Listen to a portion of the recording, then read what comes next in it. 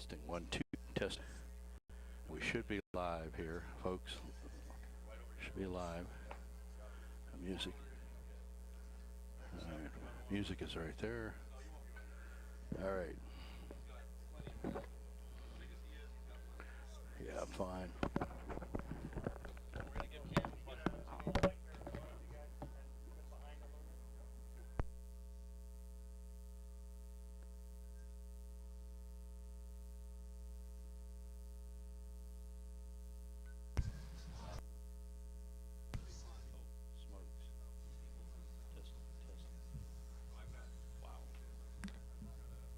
And we should have, wow, why is that so loud? That's very loud. Turn this down a little bit. Turn that down a little bit. Testing, testing. It seems like it's very loud. Oh boy. Yeah, go ahead. Testing, test, test, test. Testing, 1, 2.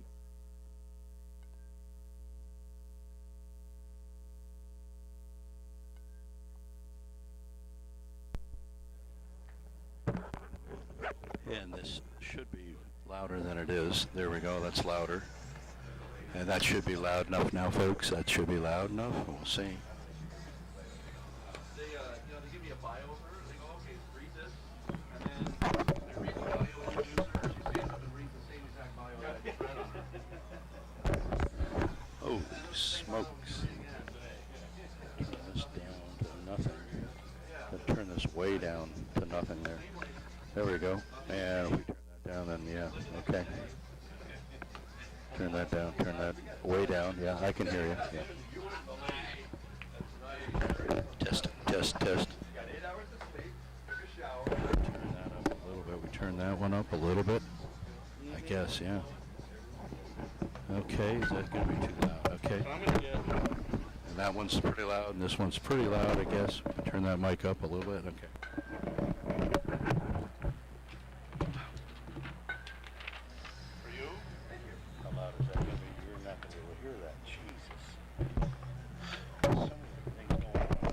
See, you want to be able to hear yourself, yeah?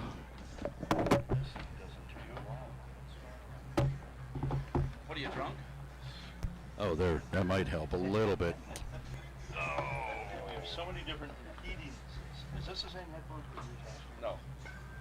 What's this I used? Yeah. You use headphones. Oh, you're right. It was the same. I did. Eventually I did. No. He's got Yeah. Do whatever you want. I mean, we're probably going to share that. But I have a book, though. These aren't downloads for. I got them as close as I can. We're dealing with two different. Okay, which ones are what? Which are working? You're all here like you did last year. Okay, this is mine? Yeah, get yourself dialed in. Where's my mic?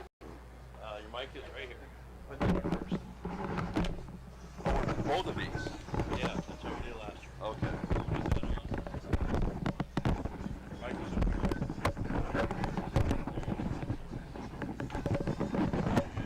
And this one's very close to your left.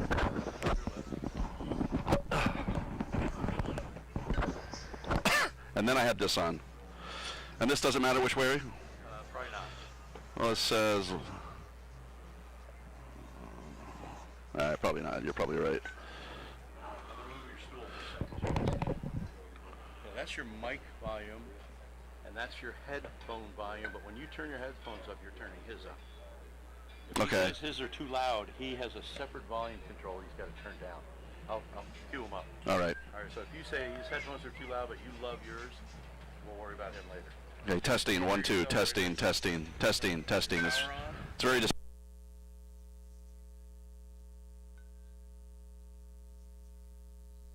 testing, 1, 2, testing. That's a little bit better. Still very, very, very distorted. Hello, testing, testing, testing, testing. Well, that's better, but now I'm really low. Testing, testing, test. Testing, test, test, test. That's your mic. Testing, 1, 2. No, it's horrible. That's right. Why don't you put it on and listen? Why don't you? Testing, 1, 2. Test, test, test, test, test, test, test. Hello, testing. Welcome to Livermore. Blah blah blah blah blah. That's not going off live, is it? Right now? On a live stream? No. Test, test, test. Is that going on live?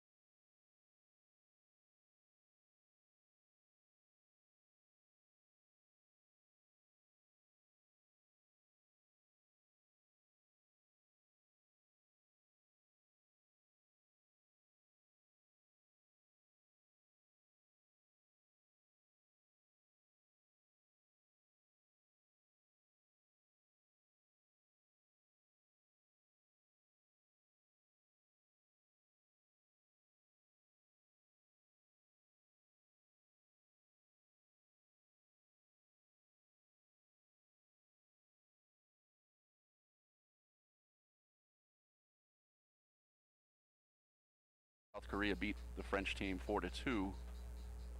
And we just completed the second game of our tournament today, which was the Puerto Rican champions beating the Latin America regional champions from Venezuela 8-5. So again, welcome, Ed. Nice to have you with us here. Kind of a first thing for both of us in this hit it twice on the live stream. So hopefully it all goes well. It sure will, Rick. I'm looking forward to today's game. The weather's beautiful. I think we've got temperatures around 91 degrees. The team from Central East Maui Little League is here again this year. They were the team that won last year, and we thought that possibly they had some leftovers, some carryovers from last year's team, but chatting with some of the parents, this is a brand new team. So this is an extraordinary event to have the Hawaii team here from the same league twice, 2 years in a row. Absolutely. In fact, that team that won it here last year, I understand, is in a town called Mountain View, which is only about 20 or 30 miles from here. And if we're playing a Pony League tournament, and if we're fortunate, they may make a cameo appearance and pay us a visit out here. We'd all look forward to seeing them again. That would be great. That the teams from Hawaii are traditionally quite strong, and we expect the same tonight, and we expect a good ball game. Any game that's a close game is a good game, and we expect this one to be just that. All right, we're about ready to get going here.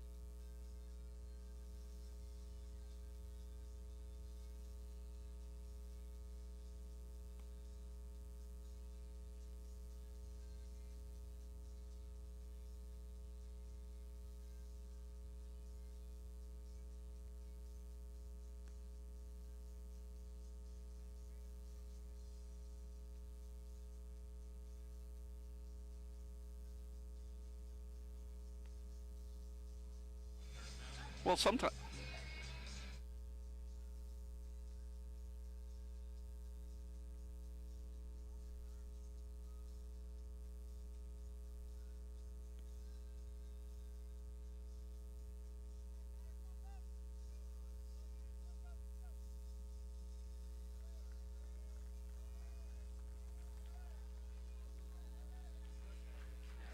All right, so we've got our first batter coming up here, number 17. Keone Painter, the pitcher for Hawaii.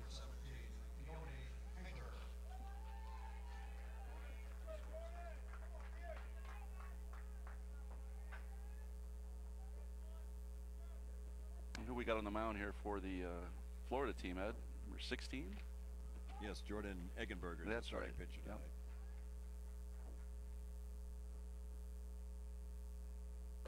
First pitch of the game is swung on and missed. Yeah, first pitch tonight.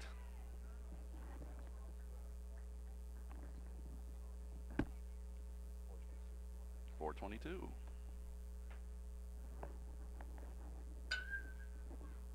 Line foul to the left. The count is quickly 0-2 to Keone Painter.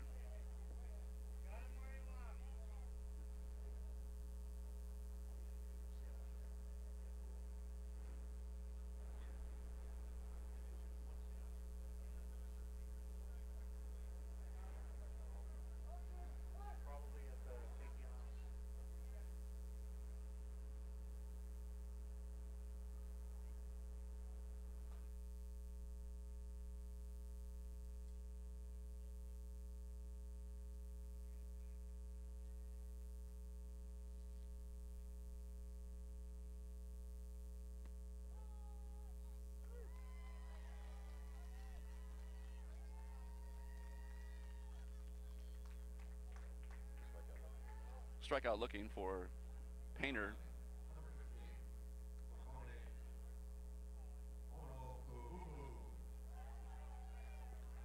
Brings up number 15, Mahoney Honokaupu, second baseman.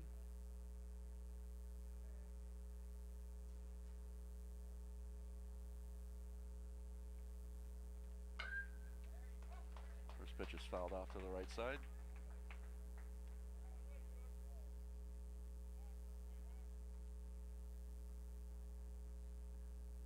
So as I recall, last year, these were the two top seeds in the United States bracket.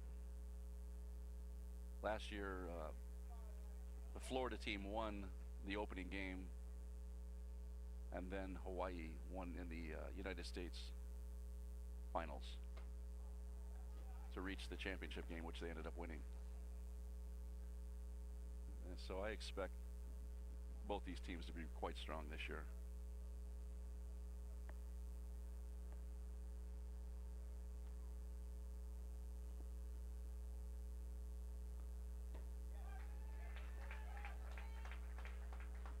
So the count goes to 1-2 to Makani.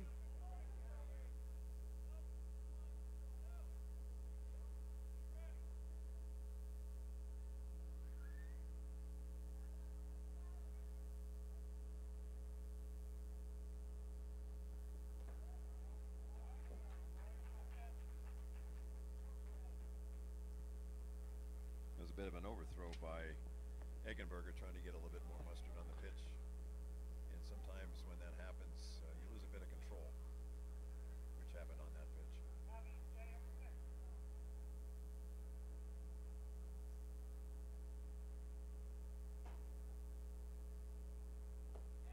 It's a good pitch, good off-speed pitch. That's the second strikeout of the inning.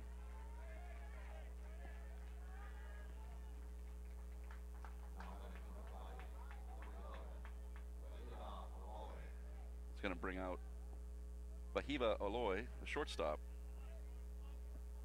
for his first plate appearance of the World Series.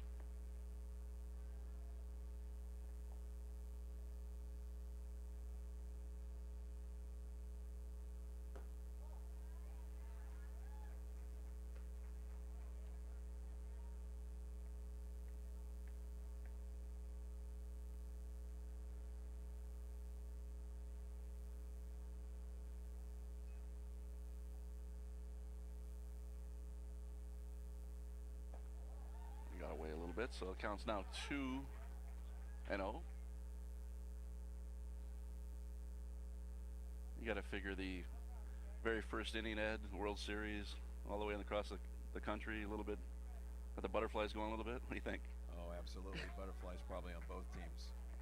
It'll take a couple batters and a couple plays on defense to get things straightened out. So far, he's been pretty effective. Struck out the first two guys, and now he's gone to 3-0 to the number 3 hitter.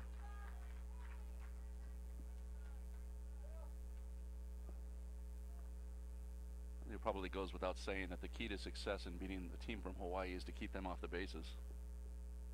And that's ball 4.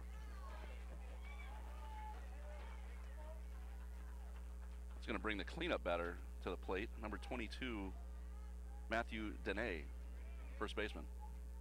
He's a big, powerful young guy.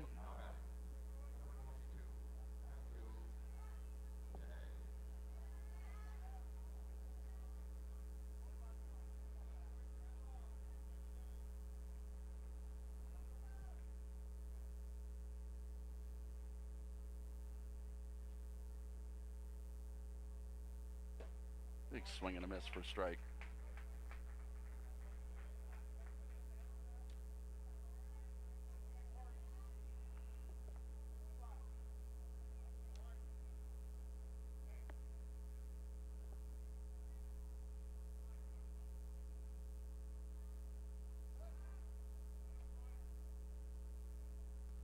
Yeah, Aloy over at first base is getting a nice initial lead and a very good secondary lead.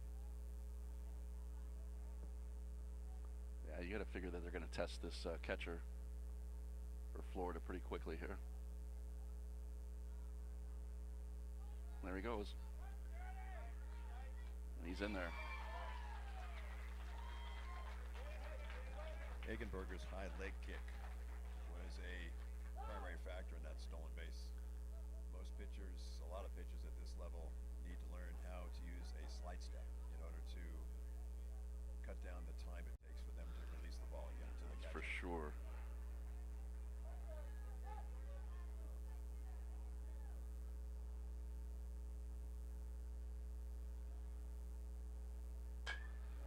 It's a slow chopper up the third base line. He's got to make a quick throw. Safe. Beats it out.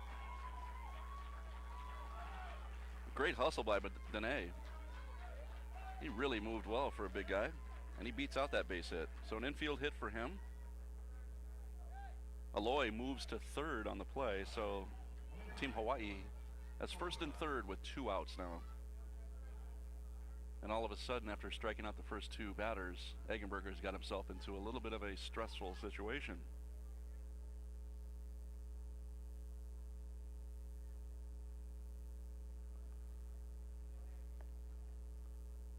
That's going to bring to the plate Dylan Kokobun, the left fielder.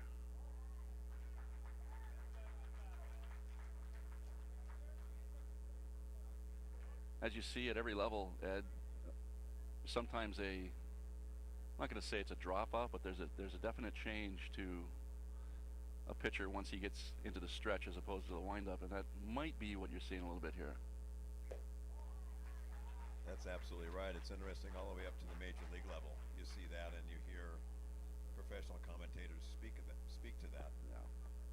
And with the first and third situation, you'd think that possibly the runner at first would go, but there's 2 outs, and he may not be the swiftest runner on the Hawaii team.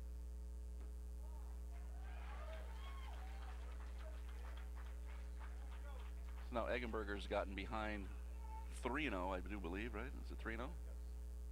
And time is called, and the coach is going to come out and have a little chat.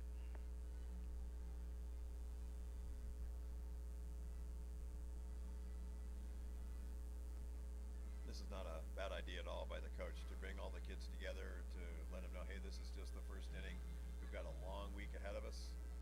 We are going to get through this inning and get up and get our at-bats. It's That's right. only the first inning. Players sometimes tend to get a little concerned when they have given up. They haven't given up any runs yet, but if they give up a couple runs in the first inning, they get a bit concerned. But they've got to play 7 innings, and this game's going to go the full distance. Yeah, and there's 2 outs. You know, there's 1 pitch away from getting out of this inning with no damage at all. So I agree with you. I think the coach made a good move there. He just wants to settle him down a little bit and not let this thing get out of hand too quick. So the count's 3-0 to Kokobun. Curious to see if he gets a green light here or the manager tells him to take a pitch. He swung away. So the count now is 3-1. It's an indication of the aggressiveness of the Hawaii offense. Sure, which they're famous for. A ground ball to first, bobbled, picked up, stepped on, and just like that, Eggenberger gets out of it. So Hawaii doesn't score. They get a hit, a walk, and leave 2 runners on it after a half inning, no score.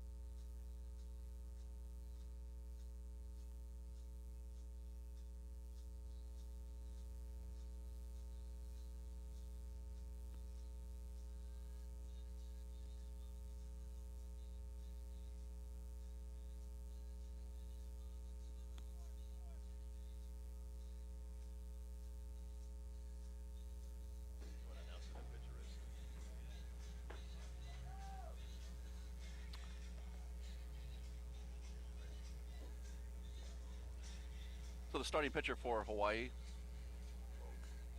is number 17, Keone Painter. As we return back to Livermore to see the bottom of the first inning and our first chance to see the Southeast Regional Champions from Florida bat. And leading off will be the shortstop, Drake Flowers.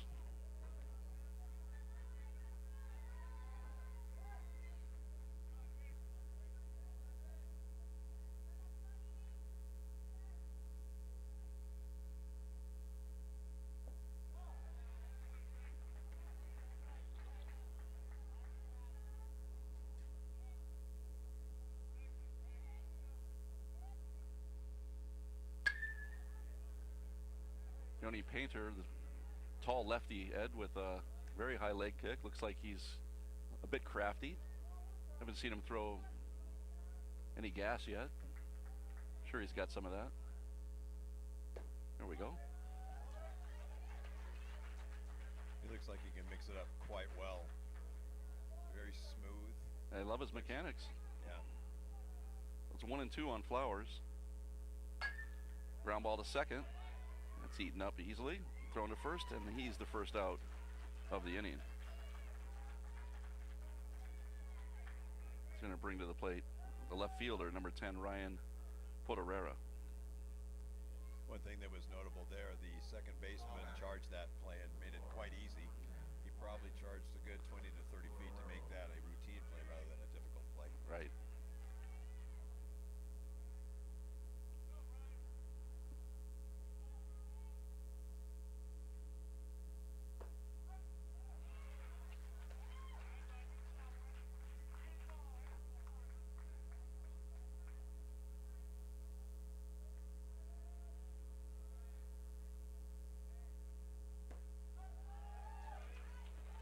Quickly 0-2. Potorera didn't appear to like either pitch. Now he's got a battle. That's ball inside. Oh, strike three, sorry. So on 3 pitches, he struck out.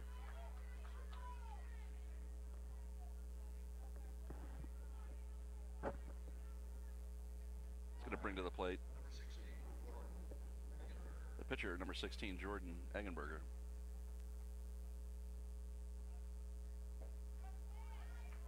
Well, Painter's starting to settle in here quickly. It took him just a couple of pitches to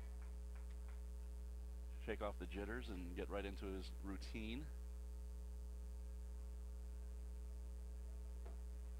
Ball misses, and it's 1-1. He's showing a 12 to 13 mile an hour differential between his fastball and his curveball, which is exactly what you want to have.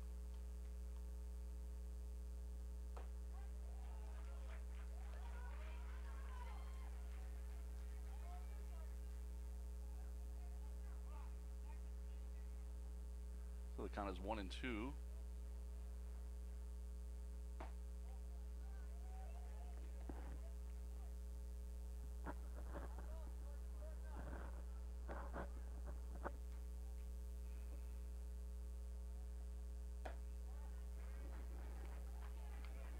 Eggenberger's worked him full as Florida tries to get their first base runner of the ball game.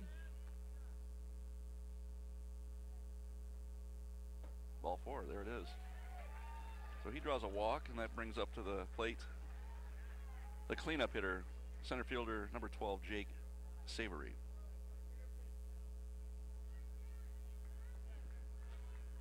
At any time you can get the cleanup guy to the plate with anybody on. It doesn't matter if there's 2 outs or not. You're going to take that. Absolutely. You want to get that cleanup man up there to be able to drive home some runs for you. That is his number 1 job. Yep.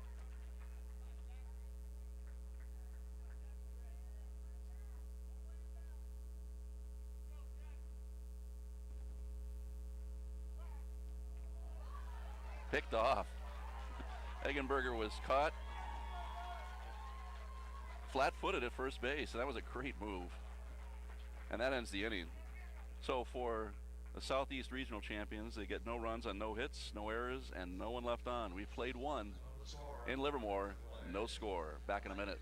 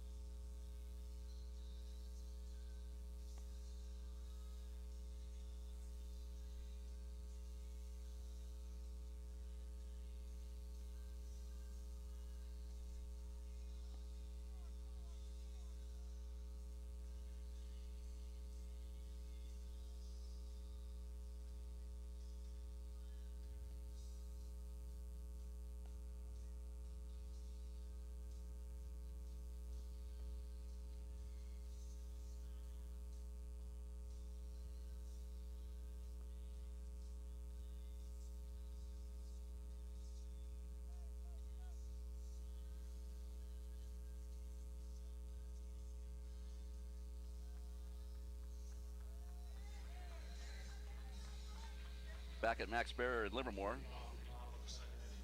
Move to the top of the second inning, where number 18, David Lewis, is going to lead off. Jordan Eggenberger, after getting picked off first base, is right back on the mound.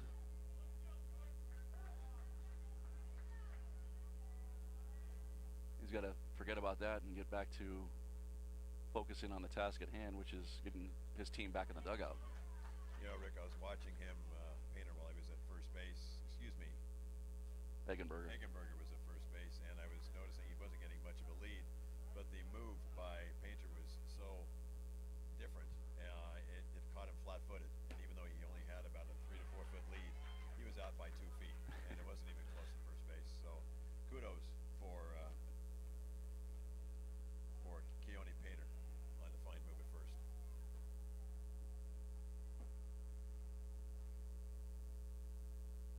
And you got to believe that showing a good move like that is going to pay dividends throughout the rest of the game. I mean, there's going to be a lot of apprehension to get big leads on him at this point after what Florida just saw. Absolutely. Leads will be cut a step or even a step and a half.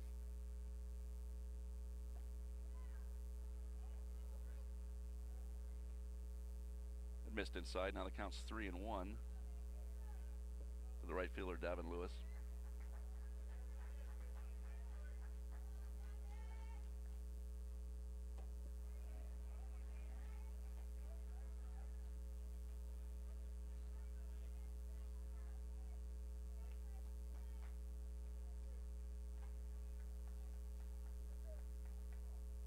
The count is now full. The 3-2 pitch on its way, and that's ball 4. So Eggenberger has walked his second batter. It's going to bring to the plate the catcher, Kelton Tom.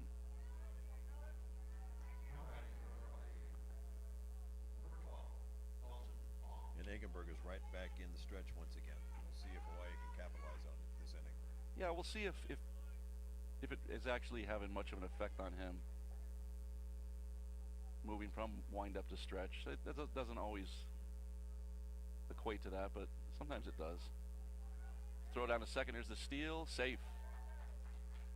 So Hawaii doing what Hawaii does best. Gets on base and starts to put the pressure on. I think Hawaii is going to keep running until the team from North Palm Beach proves that they can throw their runners out. Right. Which, when you get down to it, should be the approach for every team in every game. Right, Ed? Absolutely. And you might even see Hawaii bunt the runner over to third.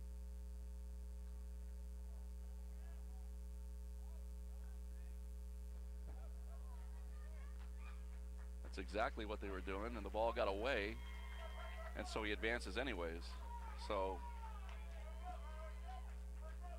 it's a free 70 feet for Hawaii. In this kind of tournament, you have to eliminate or reduce greatly the free 70-foot advances on wild pitches and fastballs. So now Hawaii has a runner at third base with nobody out. The count is 2-0. And there's a nice pitch on the outside corner, fastball for strike 1.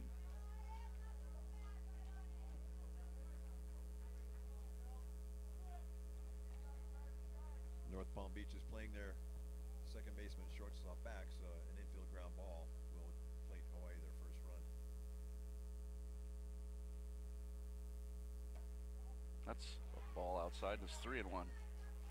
You agree with that move? I mean, seems to be a tendency around all of baseball to bring the infield in every time there's a runner at third base anymore, but Well, you got to hope your offense is going to score at least one, if not more, runs in a game, and it's awful early. It's only the second inning. that's ball 4. So back-to-back walks from Eggenberger. And Hawaii is in some business now.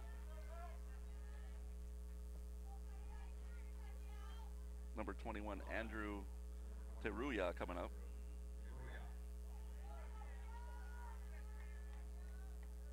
It'll be interesting to see. I don't think we saw it the first inning if North Palm Beach has some sort of first and third defensive play that they put on in this situation.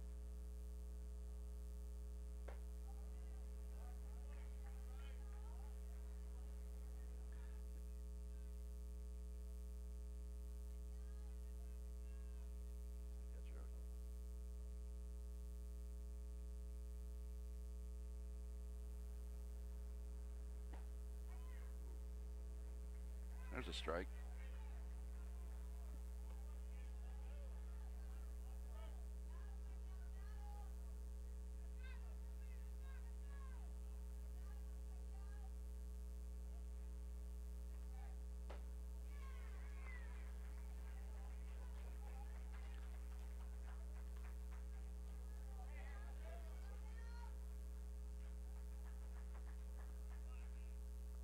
There's a strikeout.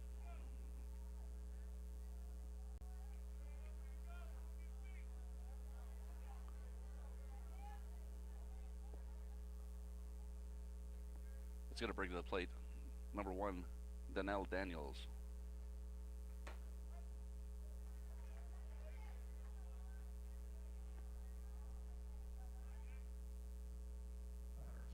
Again, North Palm Beach is playing their shortstop and second baseman's back, so an infield ground ball through the middle should play to run for Hawaii.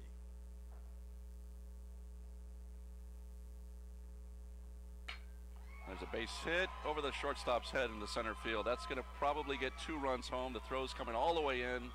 It gets through, advancing to second base on the hit as Daniels and Hawaii takes a 2-0 lead. Solid base hit by Daniels, Ed. That was crushed over the shortstop's head. Yeah, that was textbook. Very nice hit to get both runs home. Actually, the center fielder had a decent opportunity to throw the runner out at the plate, so he made a valiant effort, but in doing so, he overthrew his cutoff man and allowed the batter to reach second base. Again, another free 70 feet for Hawaii.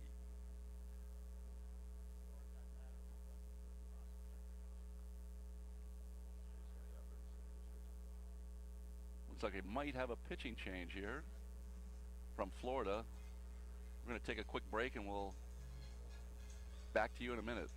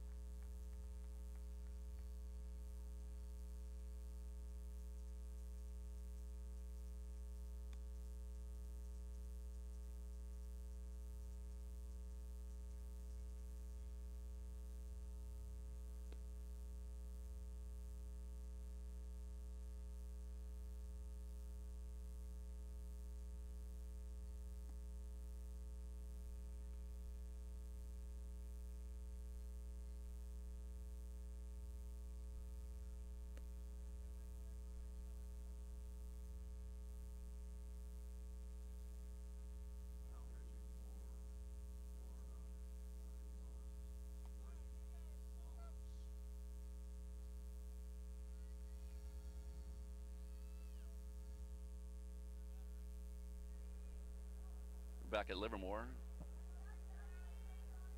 where Florida has made a pitching change, and now number 11, Drake Flowers, is now coming in to pitch. And that's going to bring the top of the order up for Hawaii. Number 17, Keone Painter. Painter struck out looking his first at bat. So we got one out with a runner at second base. That's Daniels, and Hawaii has gone up 2-0. And a swing and a miss by Painter. The count is 0-1.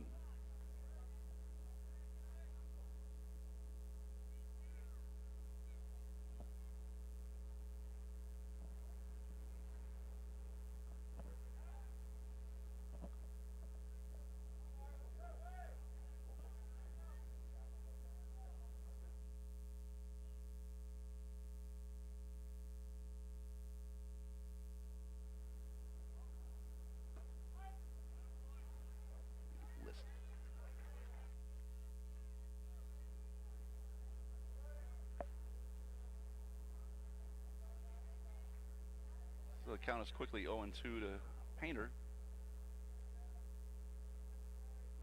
There's one out in the second inning. Oh, nice piece of hitting to the left side. Here comes the runner at the plate. Safe. Painter takes second on the throw. That was very aggressive by the Hawaii coach at third base. Ball wasn't hit all that great to left field. Left fielder got a great jump on it, came up with a clean, fired home, and the runner just barely made it. So Hawaii is now up 3-0. The Painter had 2 strikes on him on 2 fastballs, and so they decided to go in the 0-2 pitch with an off-speed pitch, and he kept his hands back and drilled the ball right over the shortstop's head for that run for Hawaii.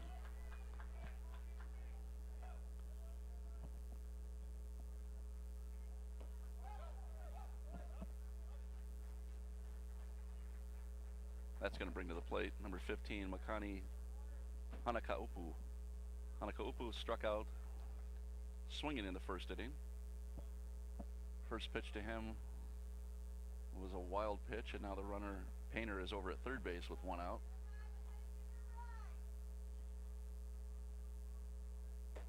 Big swing and a miss. Strike one.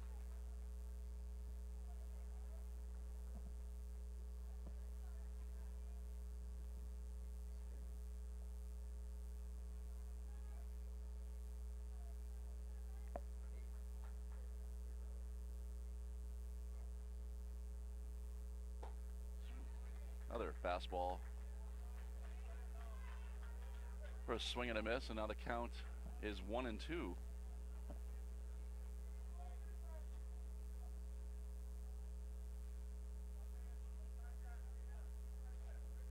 Oh.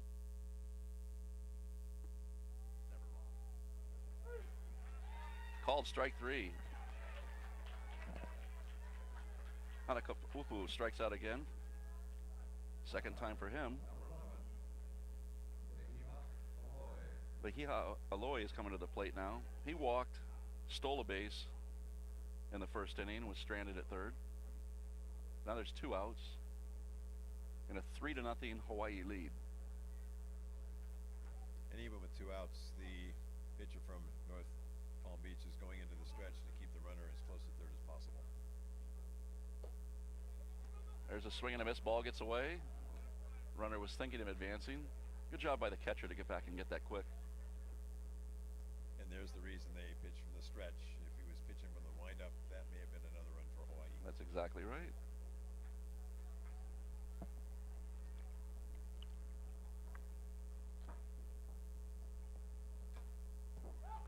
There's a foul tip that gets away from the catcher.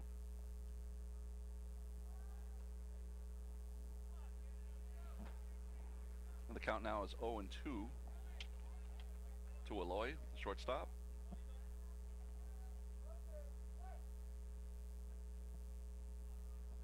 Looks like Flowers has some good velocity, Ed. He's throwing the ball pretty well. I know he's probably kicking himself for that off-speed pitch, though, on 0-2 to Painter before. Yeah, he's throwing the ball a little bit harder than Eggenberger did, but you've got to throw the off-speed pitches, especially to a team like Hawaii. If you sit on your fastball, they're going to sit back on it, and they're going to crush it eventually.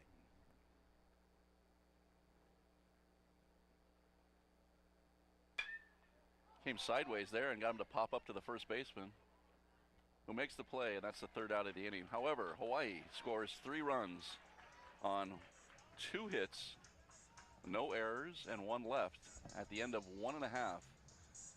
Central Maui Little League 3, North Palm Beach County Little League nothing.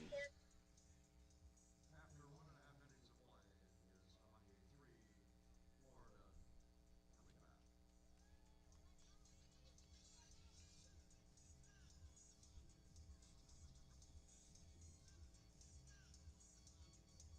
our local sponsors of this event. Livermore Area Recreation and Park District, Five Star Networking, Stanford Health Systems, the City of Livermore, Yellow Days, Woodson Trophy, Livermore Fiji LLC, District Council 16, Ray Morgan Company. Appreciate their sponsorship. All right, back at Livermore. Hawaii just scored 3 runs. Now we reach the bottom of the 2nd inning. Number 12, Jack Savory. So Savory comes back up. He was at the plate, if you recall, when Eggenberger was picked off at first base, and now Florida's got themselves in a little bit of a hole.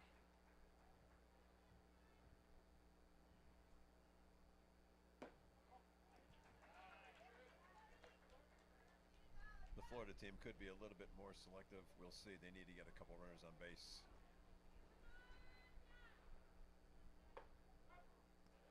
There's a strike on the inside corner, and that evens the count at 1-1. So the cleanup hitter, big Jake Savory, center fielder. Got him. Oh, that hit him. Hit him in a good spot, so he'll be at first base. A tough way to get a base runner, but a good one. Here's some excellent sportsmanship by the pitcher, going over and shaking the runner's hand. Yeah, you always like to see that. You see that in the major leagues all the time, don't you, Ed? Absolutely. Just ask Madison Bumgarner. That's going to bring to the plate number 5 hitter, Jake Bello, first baseman, for his first appearance at the plate in the World Series.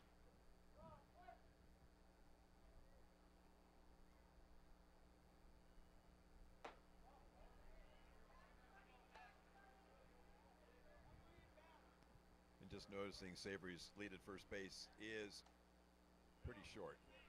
Probably the result of the pickoff last inning. Ball gets away, and he will go to second base, however, so good hustle, good alert base running by Savory. Now the Florida team has something going with a runner at second base and nobody out. So they've got a rally for free, a hit batter and a wild pitch. Now we've got time called. Coach is going to go out and talk to the pitcher.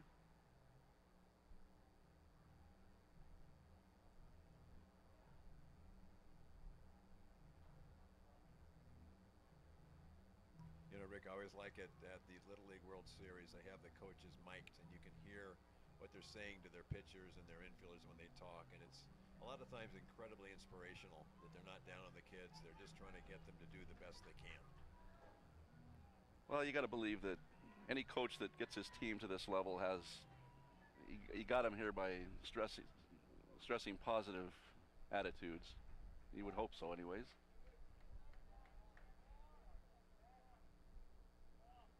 It's fouled off.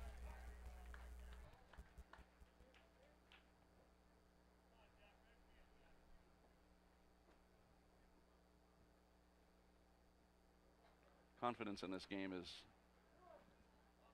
about 90% of this thing.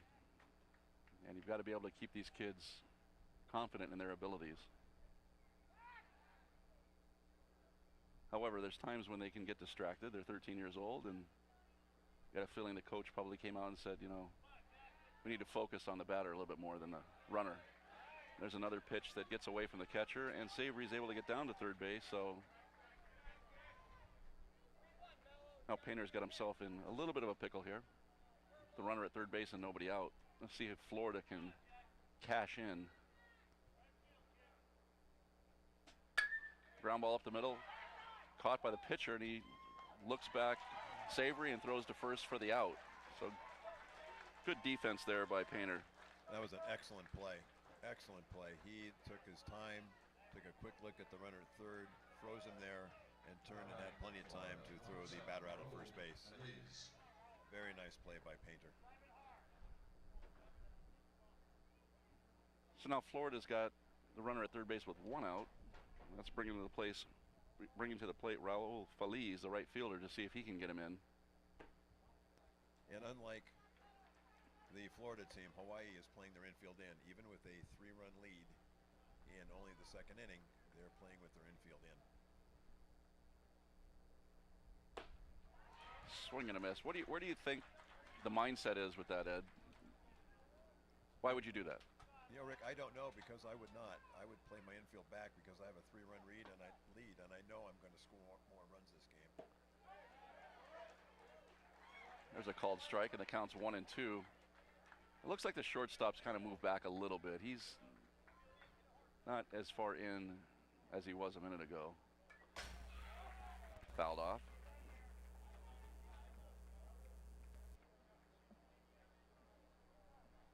And they've got the 6th batter in the order up. This is an RBI man, so you'd think that they might want to put their shortstop and second baseman back a bit, but they're up.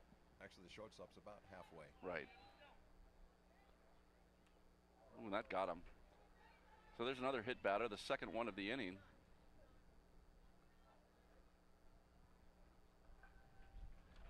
So Feliz is down at first base. I got him on the elbow, I think, or in the wrist. Seems to be okay. And that's going to bring to the plate number 13, the third baseman, Max Joy. Again, Painter got the attention of the runner first base and give him a little wave to say, hey, no harm intended. Very good sportsmanship. So now the Hawaii infield has backed up. They're playing for a double play, it looks like, at this point.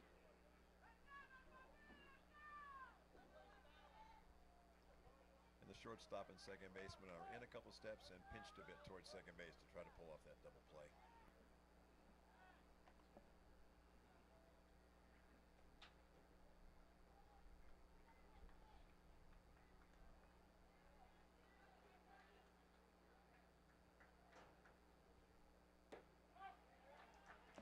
Strike on the outside corner. And checking out the outfield, they're playing fairly deep. This is the number 7 hitter in the order, so it's a bit surprising that they're playing the outfielders so deep at this point. Especially right field. It seems to be way back. And there's a slight breeze coming in, maybe from right field, but not that great. But still, you're right, Rick. Right fielders playing fairly deep. Swing and a miss.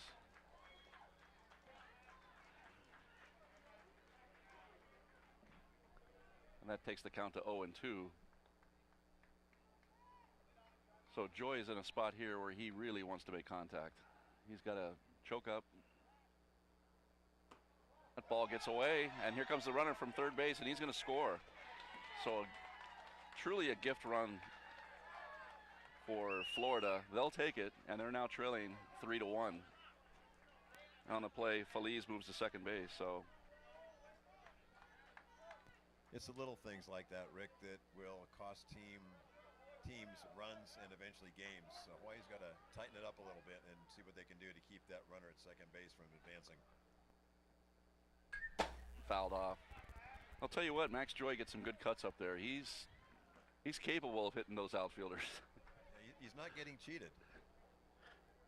Even with him being behind in the count, he's still taking some good hacks. Maybe the Hawaii team knows something we don't know.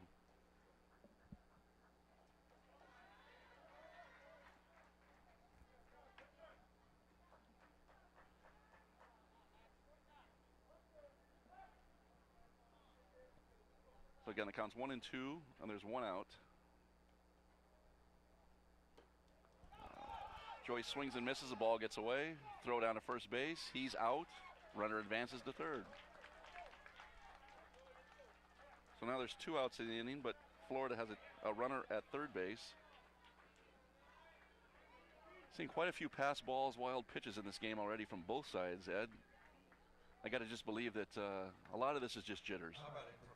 It very well could be, even though it's the second inning and almost into the third. It takes some time to settle in, being this far from home for both teams. Yeah, that brings to the plate for the first time in the World Series, number 9, Joey Urban.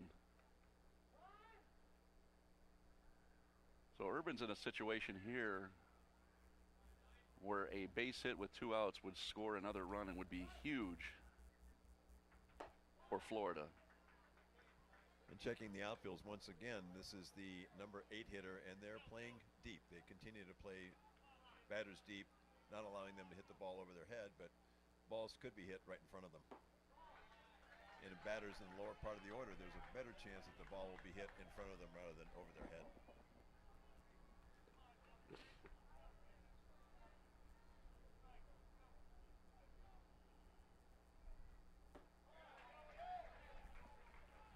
Well, I know, Ed, you and I have battled many times in Little League Baseball on opposing teams and all-star events locally and such like this, and I always marveled at how you and Wayne Chung would set up your outfield, and I know that you always used to put a lot of effort and thought into that. And it was difficult to beat those teams of yours. Well, thanks, Rick. Actually, my theory was always that probably 80 to 90% of the balls are going to be hit in front of us rather than over our heads in the outfield. So I tended to keep all of my outfielders shallow until the other team proved that they would hit the ball or could hit the ball over our heads. That's right. If someone hits a ball over the fence or off the fence, congratulations. It's the little shots in front of you that drive you nuts. Yep. That's fouled off, and the count remains 3-2. Joey Urban's got a battle on his hands.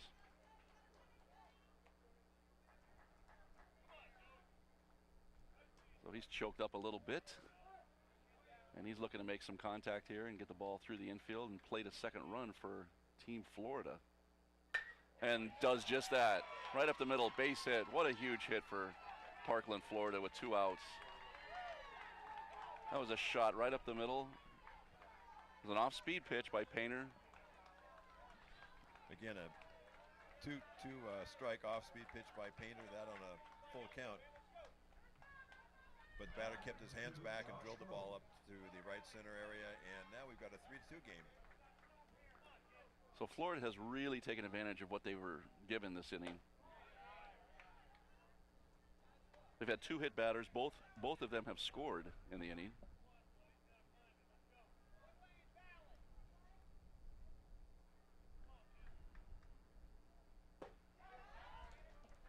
That brings to the plate Josh Hogue.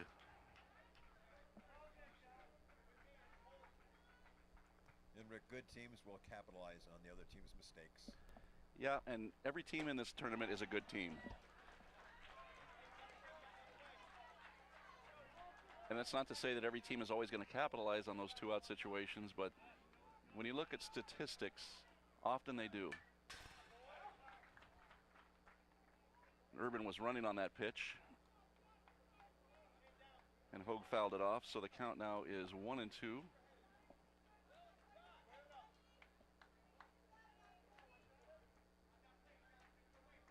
And Florida sensing a little momentum shifting towards their way. They're being aggressive on the bases, which is good. Let's see if he goes here. Throw over.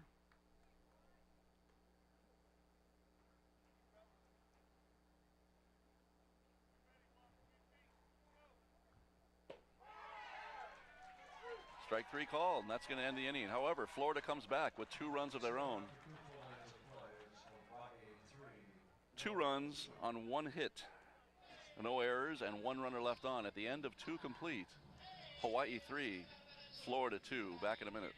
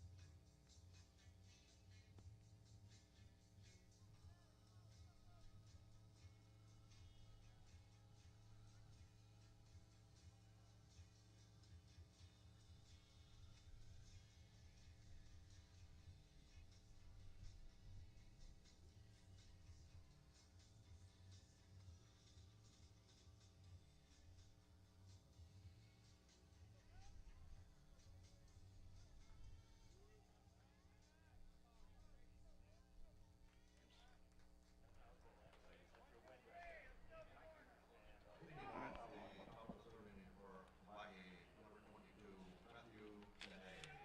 We're back in Livermore for the top of the third inning, and leading off for Hawaii is number 22, Matthew Dene. Dene hit a slow roller to the left side of the infield for a base hit, his first at bat. Line foul, that just went foul. You know, Rick, I know the people from Hawaii are waiting, and me too, for this young man to get a hold of a pitch. I don't think, I know this park won't hold it, and I don't think the trees will be able to hold it. He's a very good-sized young man. I recall Team Hawaii had a similar player last year that would bat, and the third base, they were substituting between the third baseman, Tiger Colford. I remember the third baseman's name. I believe the batter's name was Dylan, but he peppered that wall last year.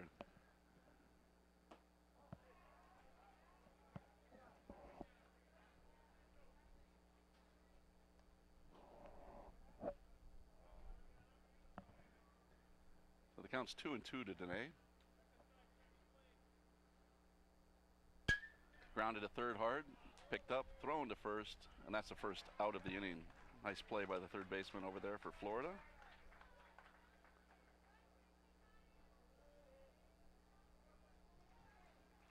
Mounting, number 9, Joey Irvin.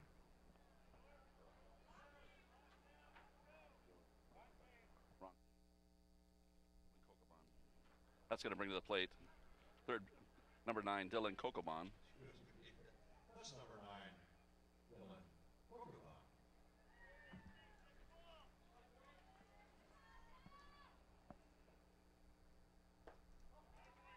The ball outside.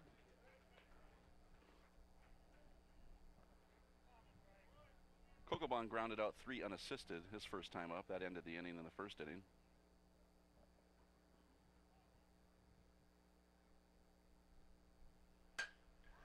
That's a shot to center field, past him all the way to the wall. That's going to be a stand-up double at least. Yep, stand-up double for Kokobon, who just drove it.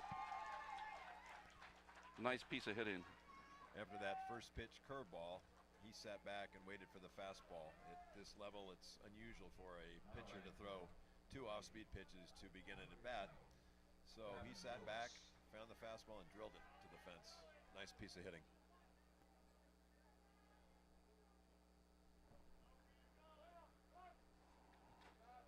So now Hawaii has a runner at second base with 1 out, and Davin Lewis is back up to the plate.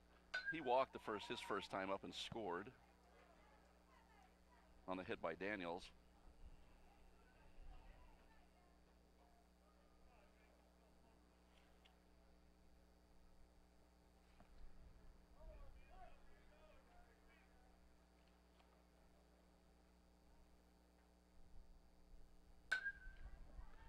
It's a ground ball to short, throw to first. It's out at first. And Kokobon moves over to third base on the play, so now there's 2 outs, and Kelton Tom is coming to the plate. It looks like we're going to get a pinch hitter.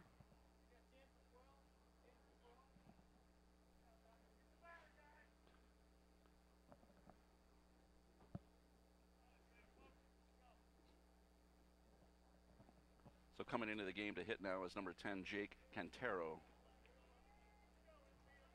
Entering the game at batting number 5, number 10, Jake Cantero. Each team has 14 ball players, and the minimum play rule for a team with 14 ball players is each player must bat at least once during the game.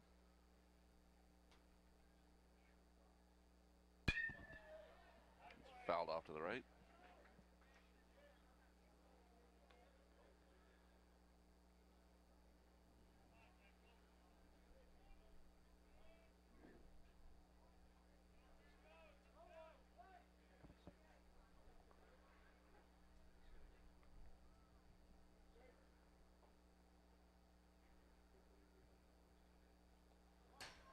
Oh, here comes the runner from third, and he stands up scoring. So another wild pitch produces a run.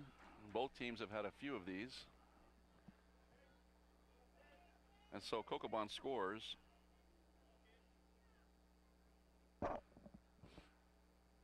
And the lead is now 4-2 for Hawaii.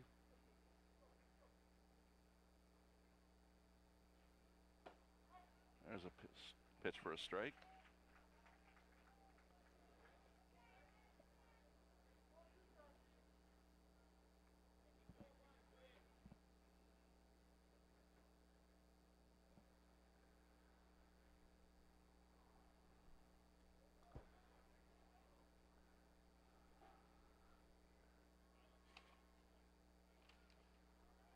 Flowers is having some difficulty locating his off-speed pitch, his curveball.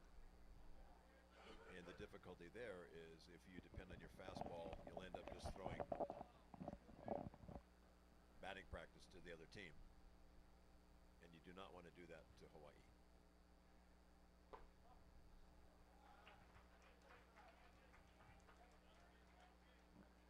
Takes the count to 2-1.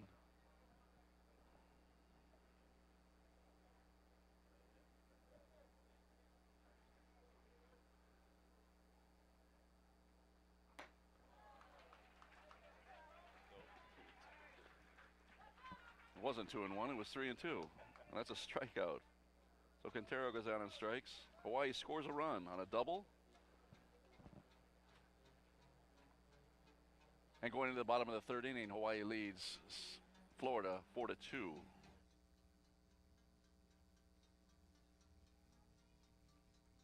innings of play, Hawaii 4, Florida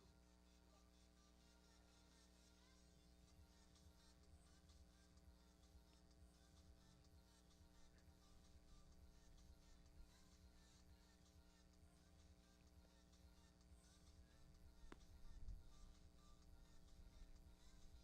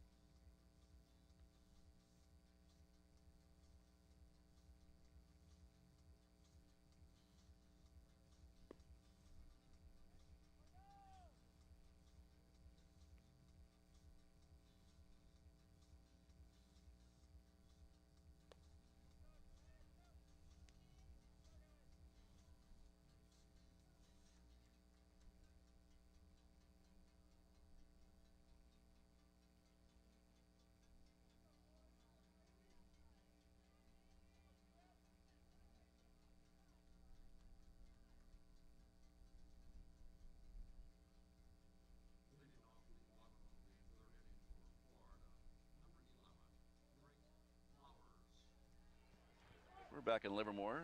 Pitchers up for Team Florida in the bottom of the third inning, trailing 4-2. It's Drake Flowers, leadoff hitter. Grounded out to second base his first time up.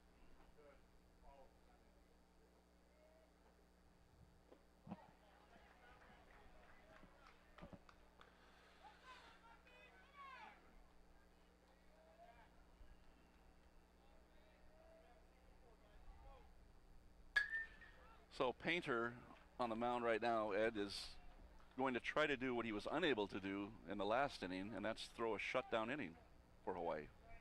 That's true. He's coming up on the 50 pitch. There's a drive into the gap in left center field. Center fielder cuts it off, but he was so deep when he did. That's a stand-up double for Drake Flowers, and he's showing a little emotion out there at second base. A nice piece of hitting.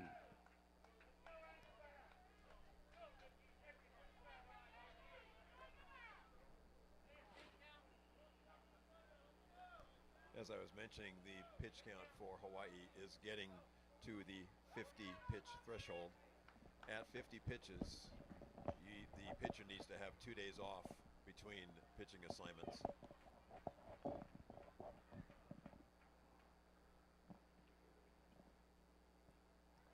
So this may be, they may make a change now, or they may make the change after this next batter. Looks like we're going to have a pinch hitter for Palm Beach County. Now entering the game for Florida. And batting, number 19, Nicky Espinosa. So Nicky Espinosa's coming in to hit in the 2-hole for Federero. His job is to get a ground ball to the right side to get his base runner to third base with nobody out. That's for sure. He hits a little looper into left field. It's going to be a tough play. He makes the catch, throws to second. Nope. Nice play by the left fielder.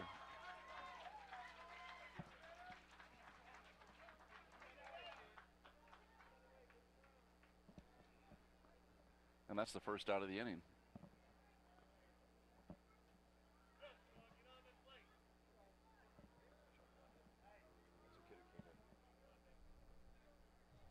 Now batting, number 3,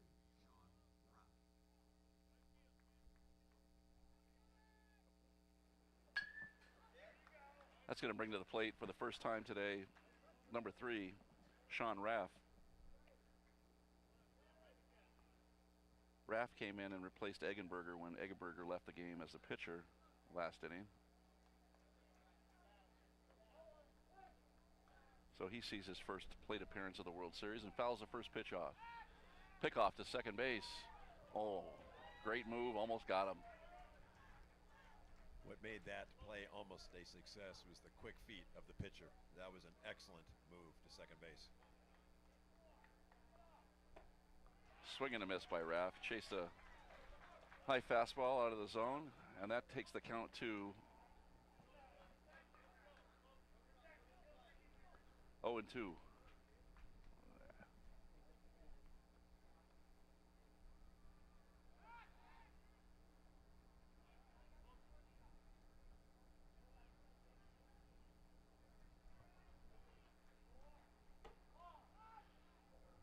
Snap throw down to second base by the catcher. Flowers gets back easily.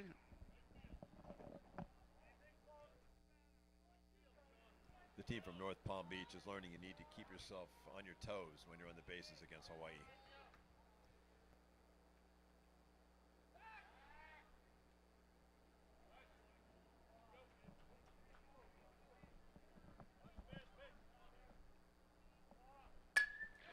Base hit over the second baseman's head. That's going to score the third run of the game for Florida. Nice piece of hitting by Sean Raff. He had 2 strikes on him, stayed with the pitch and drove it over the second baseman's head. So that cuts the deficit in half and brings Florida to within 1 run.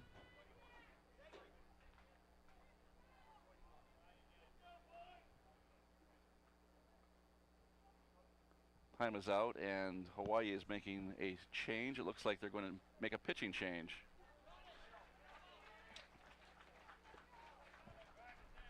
That's going to bring onto the mound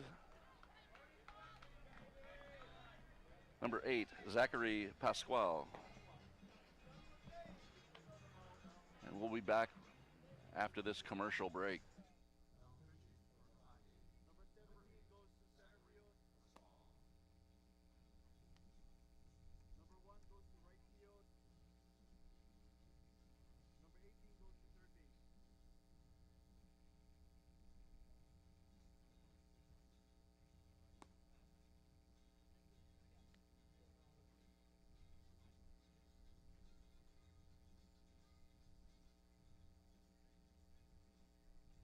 You got defensive changes?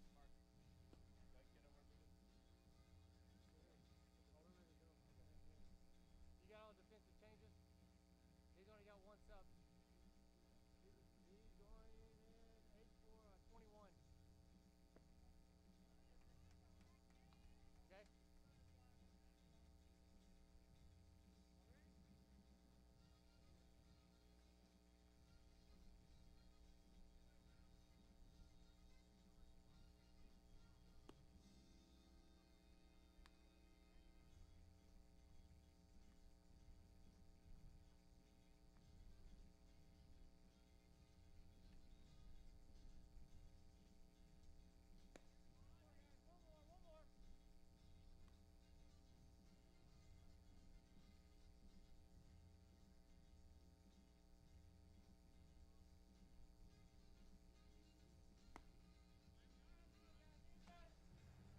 All right, back in Livermore.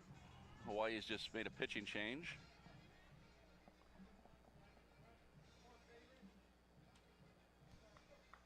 This being a team from Hawaii, traditionally they have usually come with several high-quality pitchers. So I don't think there'll be any sort of drop-off from Painter to the new pitcher, Zachary Pasquale.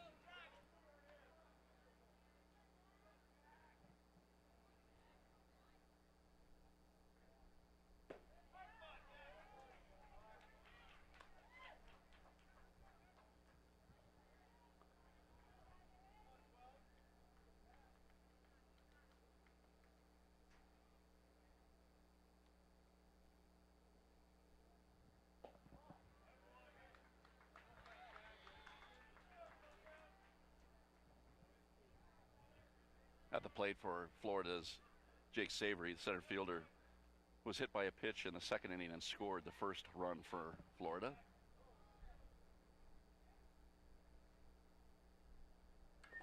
It's fouled off at the plate, so the count's 1-2. Well, Florida's got a runner at first base with 1 out. They've scored already in the inning.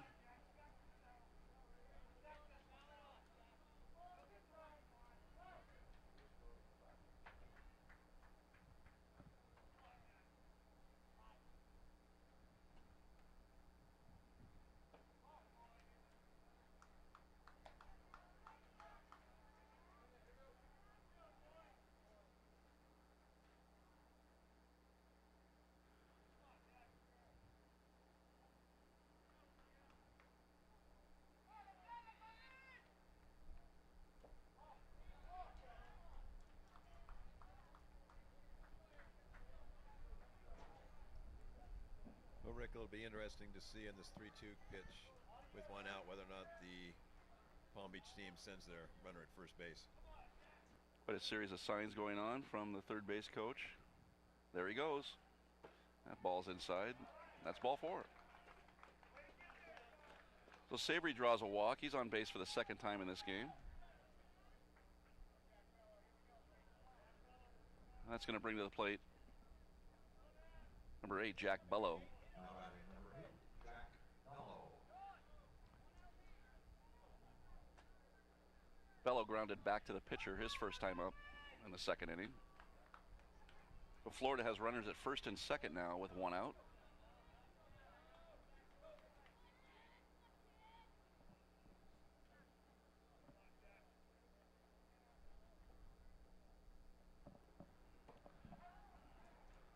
pitch from Pasquale to get ahead 0-1 on that. And the Hawaii first baseman is playing behind the runner, knowing that the runner really has nowhere to go with the runner also at second base.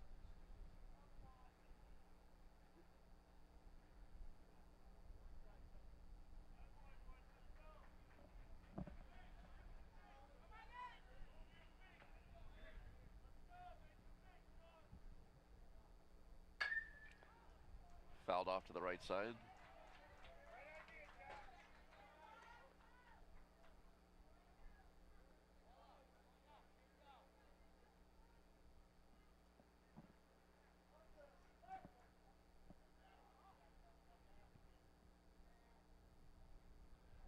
Here comes the 0-2 pitch. Ball.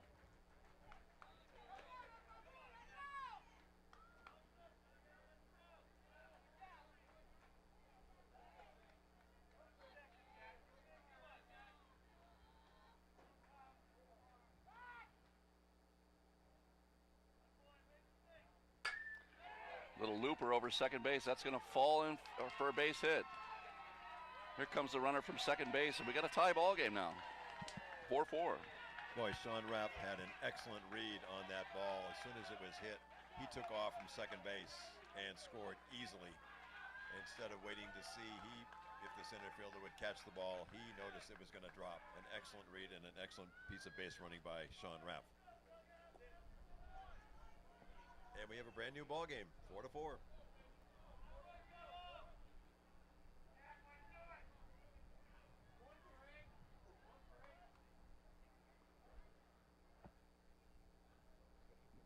Alex, we get a special pinch runner.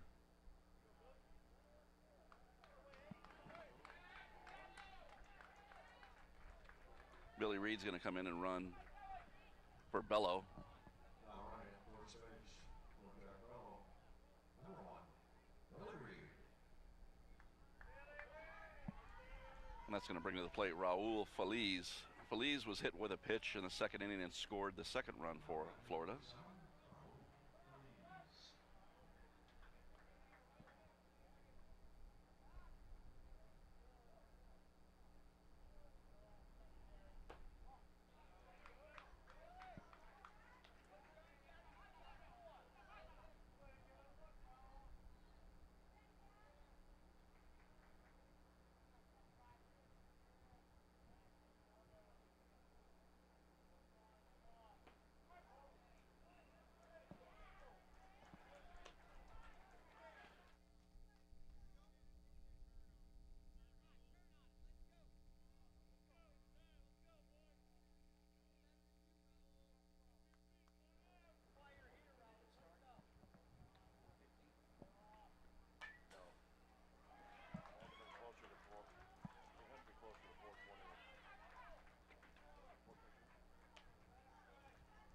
I was just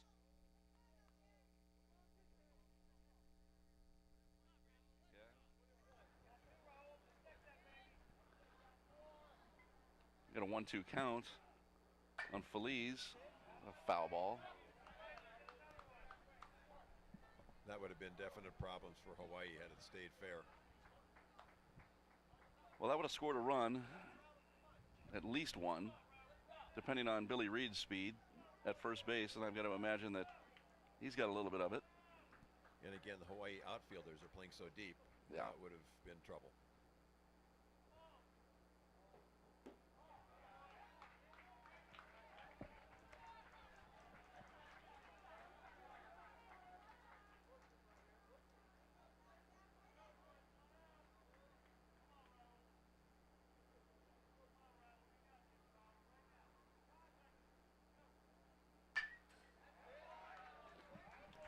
I was just about to say, if you're Raul Feliz, you're probably sitting back and waiting for a fastball.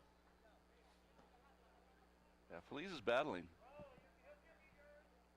We've seen a couple of situations already in this game where 2 strikes on a Florida hitter, they choke up a little bit and drive the ball. So he's choked up a bit.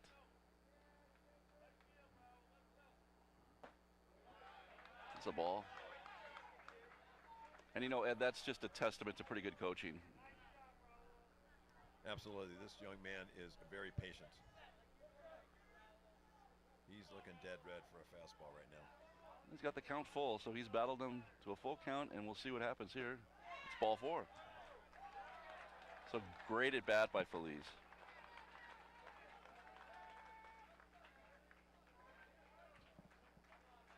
In these types of tournaments where the pitch count is so important, any at bat when your batter can use 6, 7, 8, 9, 10 pitches is enormous. And that's what Raul Feliz just did. Well, we have a timeout as Hawaii coach goes out and talks to Pasquale.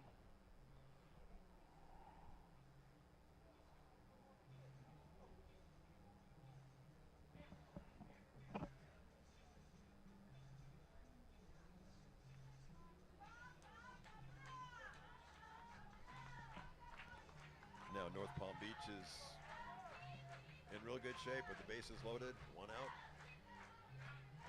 It's going to bring to the plate Max Joy. Joy struck out swinging in his first inning. Excuse me, second inning, his first at bat. Now batting for Florida, number 13, Max Joy. He's wearing lucky number 13. Let's see what happens.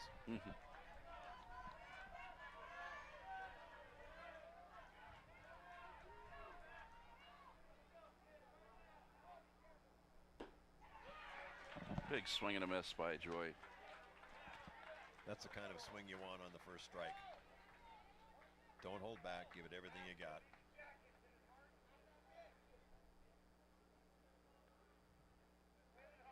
Well, that might be the best pitch he sees the whole at bat, so definitely want to go after that. Absolutely.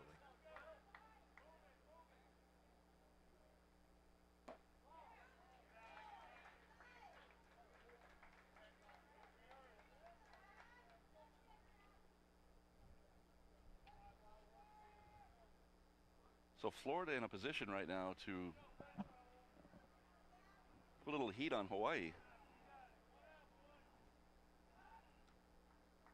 Hawaii's infield is playing for the double play. A little backdoor play at first base by Hawaii to see if the runner was keeping his eyes on the play, and the coach as well.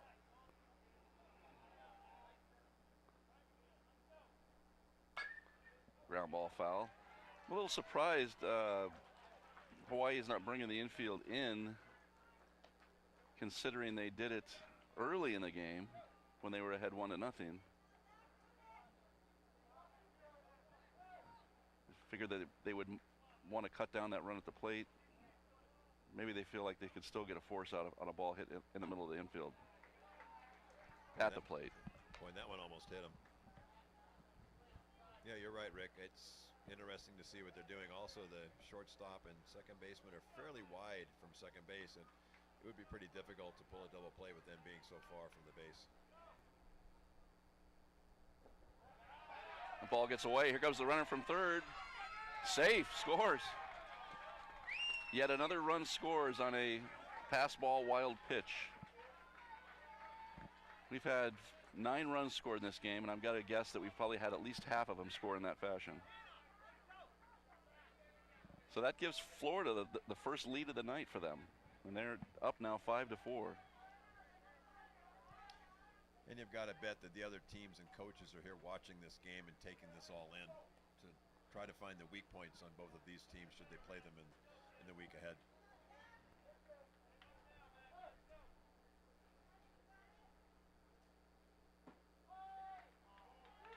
Well, there's a called strike 3. And Joy goes down for the second time in this game, this time called. So now there's 2 outs, and that's going to bring to the plate number 9, Joey Urban. Urban singled his last time up and drove in a run back in the second inning, and it looks like, are we getting a pitching change? It looks like we are. We'll be back in a minute. We'll go over the change.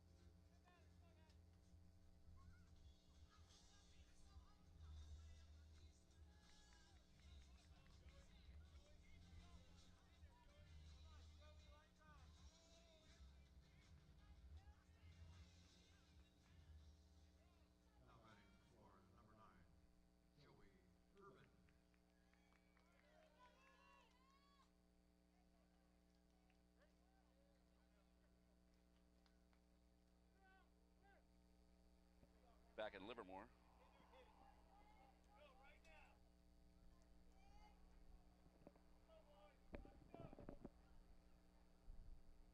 Our Team Hawaii. After 3 full innings of play,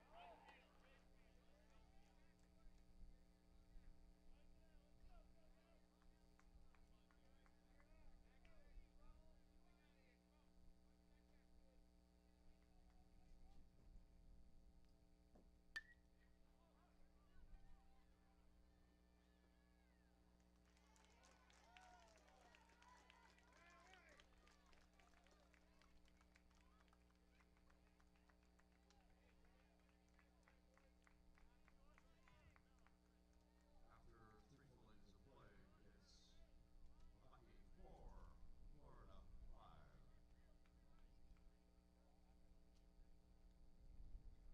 Testing, testing. No, they do.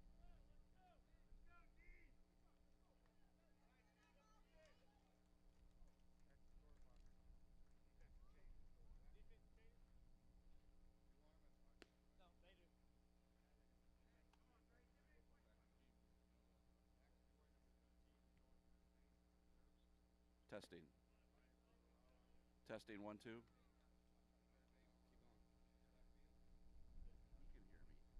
can hear me. I can't hear me.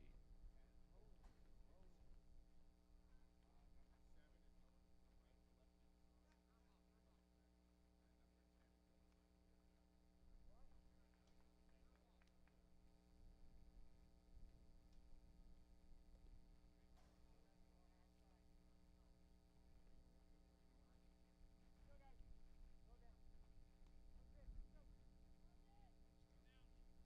Okay, go. Live from Livermore.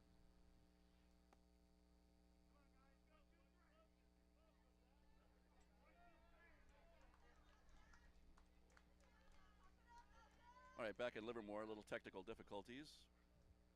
The top of the 4th inning. Leading off the top of the 4th inning for Hawaii. Number 8, Zachary Pasquale. Zachary Pasquale is going to lead it off for Hawaii in the top of the 4th inning.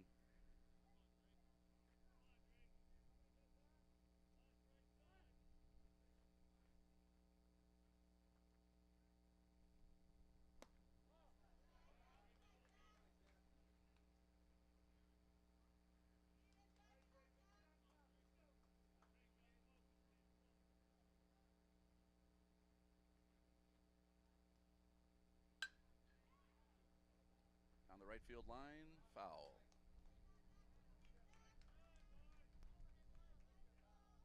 Interesting to see what happens this inning with the pitching for North Palm Beach, with Flowers approaching the 35 pitch plateau.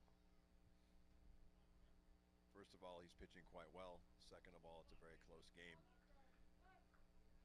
And third, we don't know how deep the pitching is for the North Palm Beach team at this point.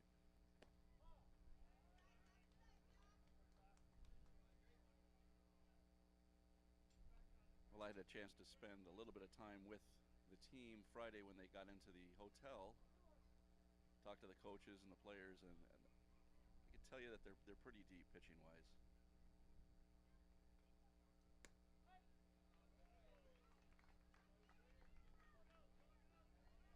Striker that counts 2-2.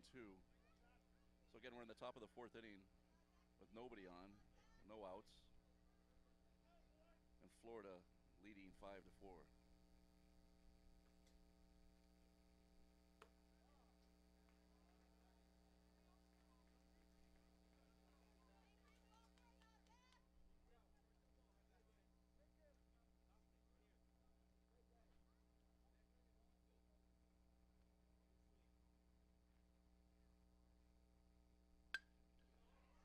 It's a ground ball to second base. Takes a bad hop, and Pasquale reaches first base, so Hawaii might have something going here.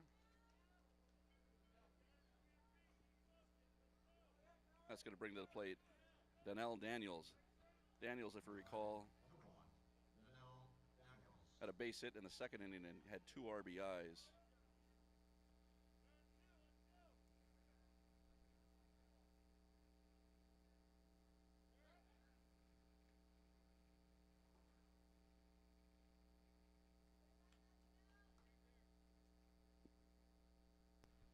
we're getting a nice aggressive lead at first base from Pasquale.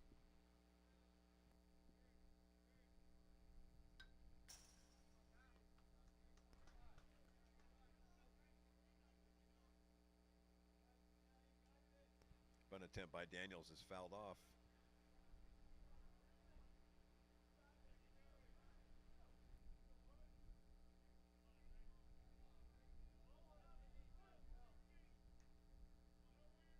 We'll see if Pasquale might be thinking about stealing a base, and Flowers apparently feels the same way, has checked him over there at first.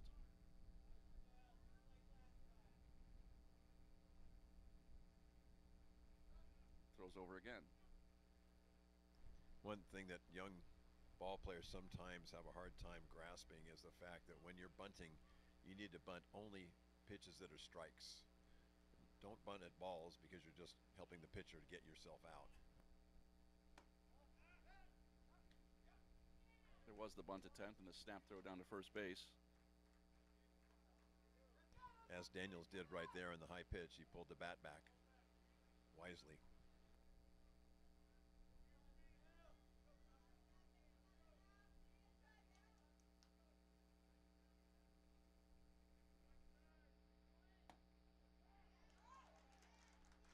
He attempted to bunt again. The ball bounced out of the catcher's glove, and Pasquale was able to advance on the play. So now we have a runner at second base, Hawaii does, with nobody out. And the count is 2-1 to Daniels.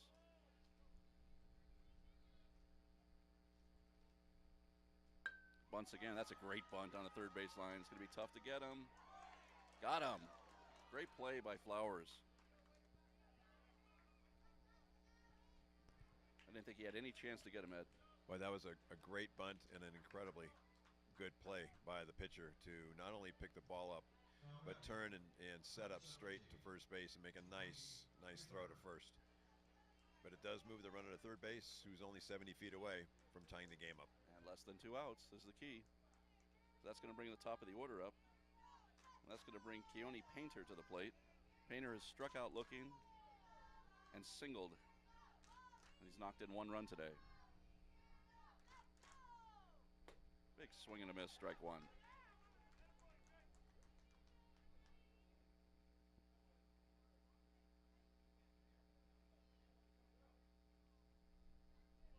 He looks like he's up here to hit. There's no signs coming from the third base coach at this point.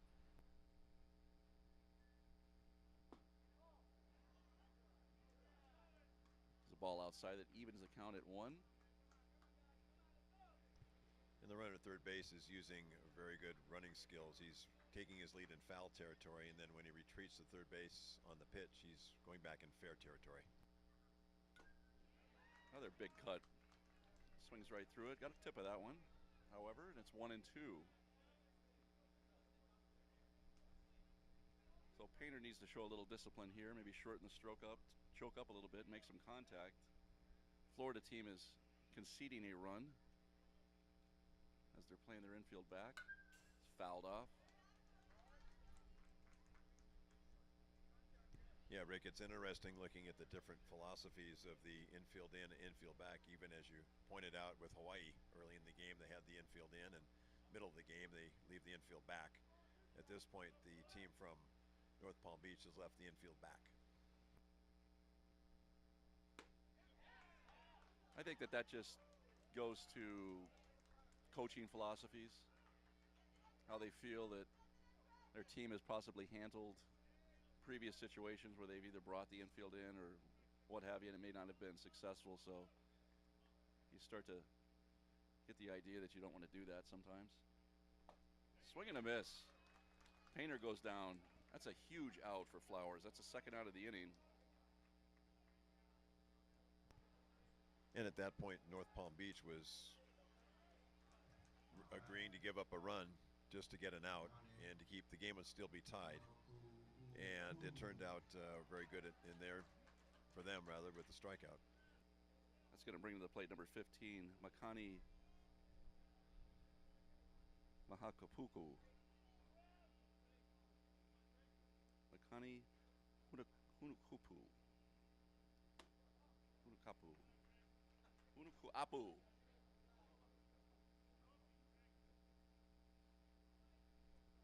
Always stumble over a few of these words, these names during the game. That's number one on me.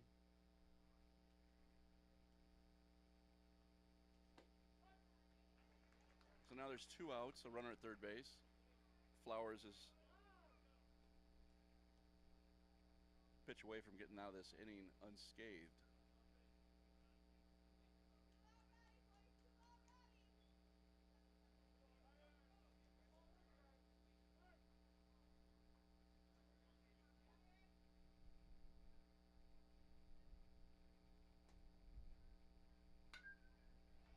Fouled off to the left side.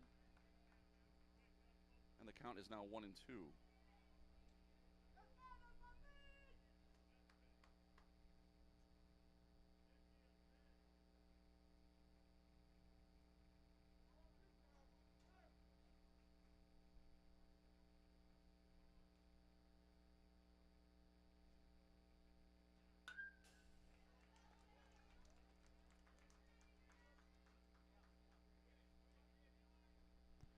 Honokaupu is putting up a nice battle here. Doing his best to get that tying run to the plate.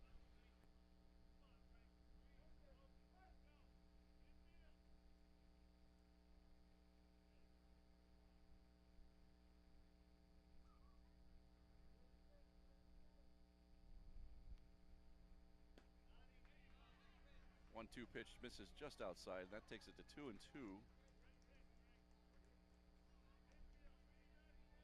Hanakaupu looked like he was trying to call time there. The umpire wouldn't give it to him. Now deuces are wild in this one. And the 2-2 coming, a ground ball up the middle to the second baseman. Drops it. During the exchange, throw to first base, it came out of his glove. And that's the second error of the game. Second baseman for Florida, and allows the tying run to score. That was a big one. Actually the second error of the inning. What caused that not only was the velocity of the ground ball, but Hanakaupu hustled down to first base and made the second baseman move a little quicker than he wanted to, and the ball popped out of his glove.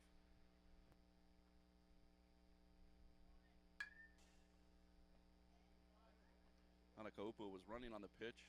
Ball's fouled off, and so he'll return back to first base. So Hawaii really caught a break there.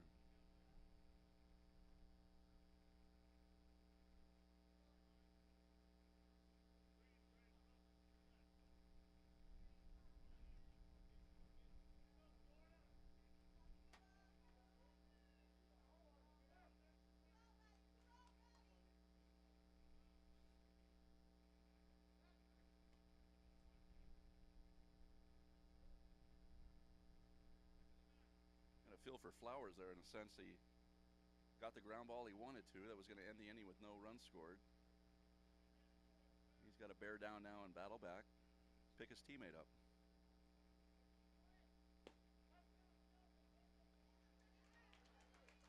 Hanakaupu steals second base, however, and so now Hawaii has another runner in scoring position. There's 2 outs.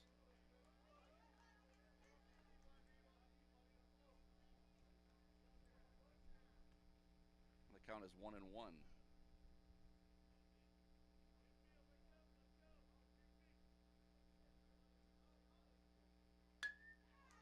Foul ball down the right side, out of play.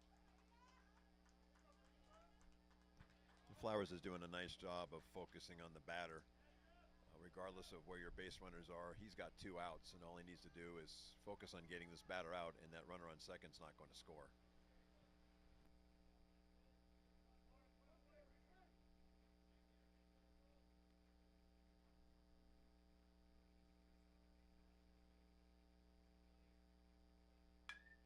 Fouled off again to the right side. You know, that's a lot easier said than done at the 13-year-old level, to ask your pitcher to channel their focus. When they can do it, they're effective. Absolutely. It's a combination of their level of maturity, which is all over the board at this age level, and their coaching, if they've been taught to focus. Runner goes to third. That's hit down the line, right side, and that's a foul ball.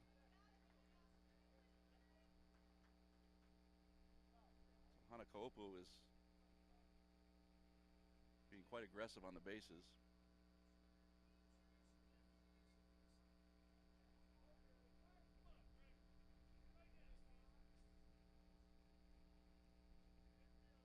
And the batter, Aloy, is putting up a battle as well. Oh, they've got him picked off at second base. Throw goes down to third. Run back towards second.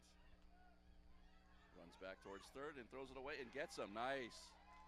Good job, Jake Flowers. Your height helped you there. That's going to end the inning. However, Hawaii scores 1 run on no hits, 2 errors, and nobody left on. The end of 3.5. 5-5. Back in a minute. We have a winning ticket for the 50-50 raffle, folks. It is a pink ticket.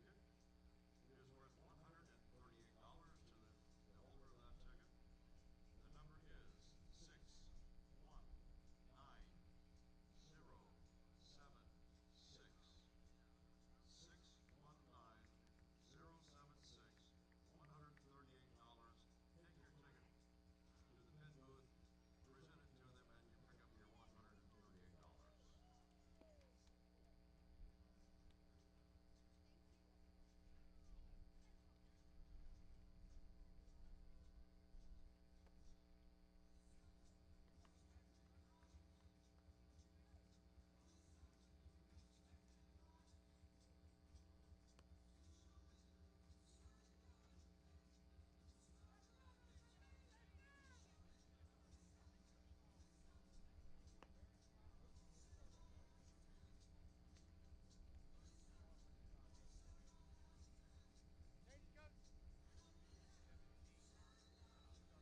to them, and you pick up your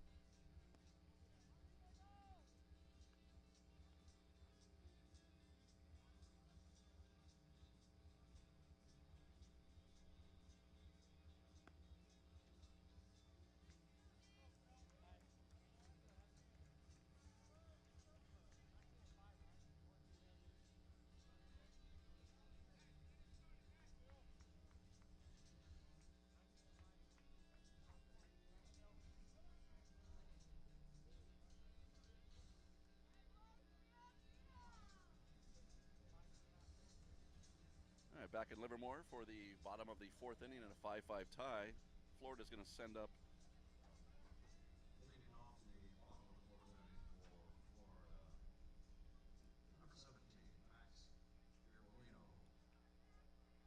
number 17, Max Ervelino's coming up for the first time in this game.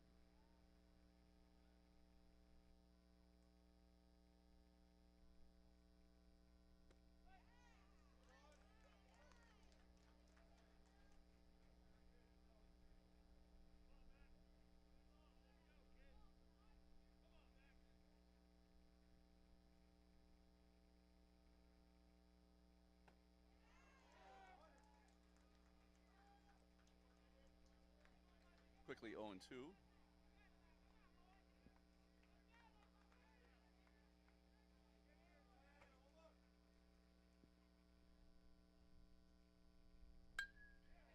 Nice shot into the gap in right center.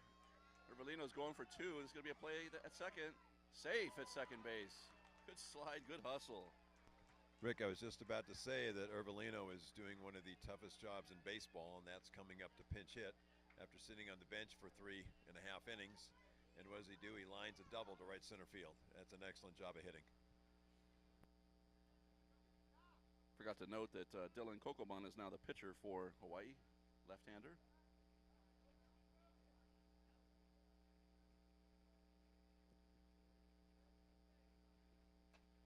That's bringing to the plate Drake Flowers. Flowers doubled his last time up and scored in the 3rd inning.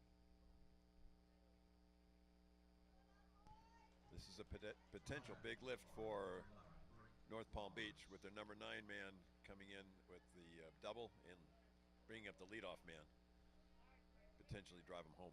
Yeah, this is a spot they need to take advantage of. Just slow breaking ball that catches the outside corner for a strike. Count is 0-1.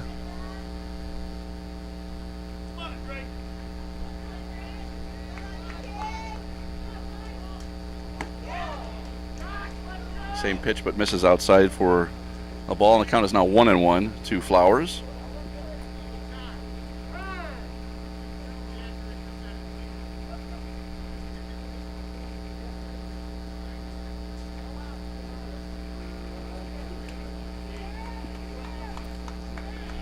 So number 2, Josh Haig, is now re-entering for Urvalino at second base.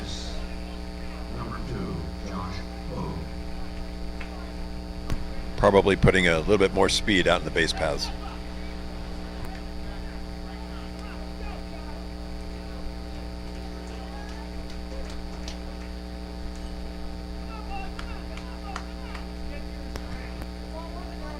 Again, Flowers' job here is to hit the ball to the right side to get his base runner over to third base. And that's the way Kokobun's pitching him, so, you know, he could go that way. Yep, to this point, everything's been outside, outside, outside. And soft. So Flowers chokes up on the bat on the 1-2 count now. Looks at a ball that goes outside as well. The count is 2-2. In Tom Glavine's era, that would have been called a strike, Ed. Absolutely. Or if Eric Gregg was the umpire. His fastball misses up, and the count is now full, 3-2.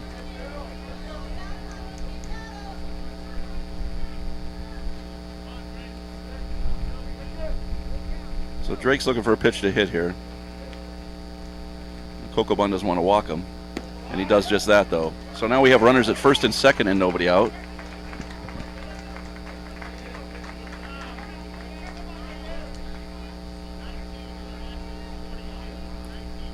That's going to bring to the plate Nicky Espinosa.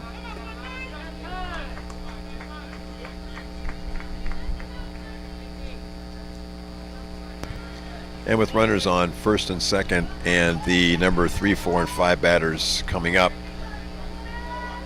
good chance we'll see a bunt here. I don't know.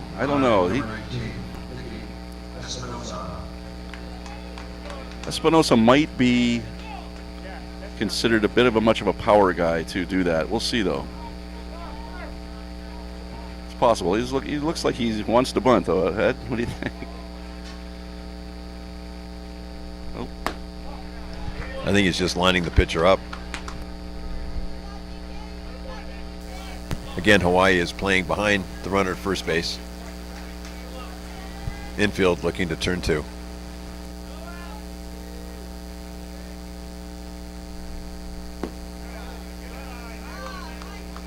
And again, a steady diet of slow, off-speed pitches towards the outside of the plate.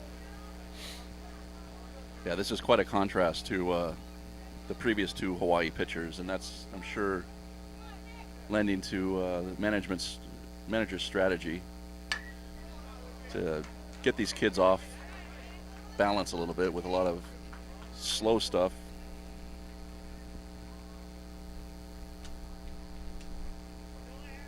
Kokobun wants to try to dial in his accuracy a little bit, though. And even Kokobun's fastball is about 10 miles an hour slower than the other pitchers that the North Palm Beach team has seen. That's a good pitch. That hits the outside corner, and it's now 2-2.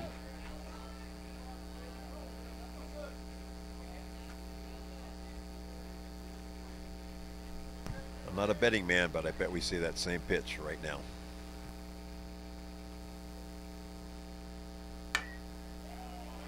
You got a little bit much of the plate on that, and that's a grounded foul to the left side.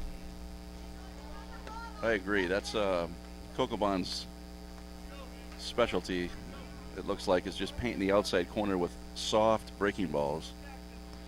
And you can see how much Espinosa was ahead of that pitch. So the 2-2 pitch is on its way. That ball's hit deep to left field. Looks like it's going to be tracked down by the left fielder. He makes the catch. Runner at second is tagging, and he advances.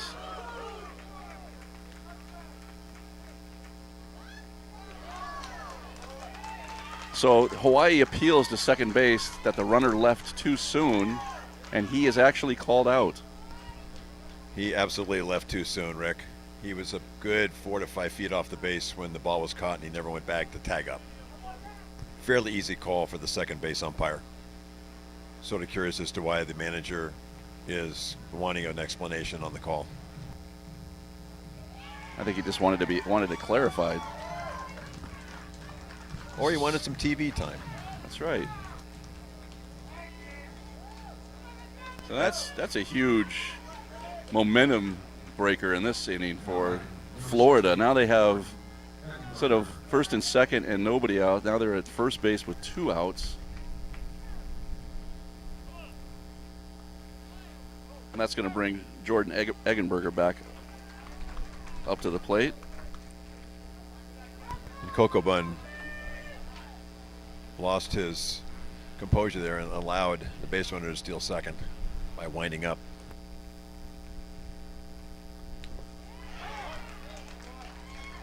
So Florida's got a runner at second base now with 2 outs. Count is now 0-2 to Eggenberger. And one strategy that the North Palm Beach batters can use to offset this slow pitching is to move as close to the pitchers they can in the batter's box to get that pitch to the plate quicker. Which it looks like Eggenberger has employed. Ground ball to third. Foul ball.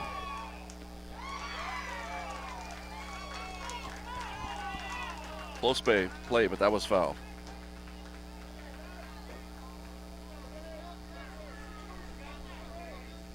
It got everyone here excited on the Hawaii side, thinking they had gotten out of the inning. But that was clearly foul. So the count remains 0-2. Flowers leading off second base.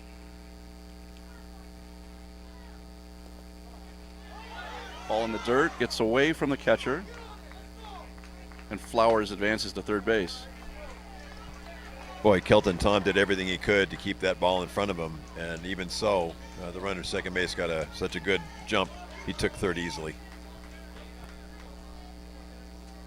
So Kokobon needs to focus on the batter here and end this inning, which he does on a strikeout. So for the first time in a while, we don't have a run scored in an inning. And after 4 complete, it remains 5-5 in a tie. Back in a minute.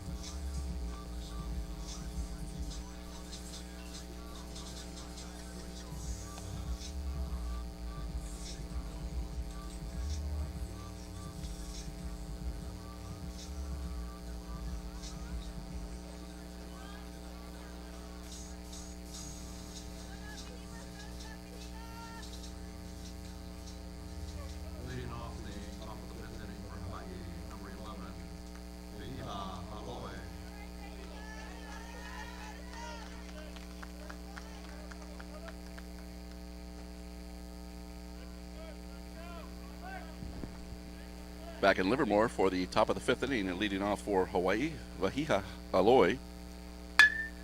Aloy hits one to shortstop, throws over to first, and got him. 1 pitch, 1 out. Boy, coaches love that.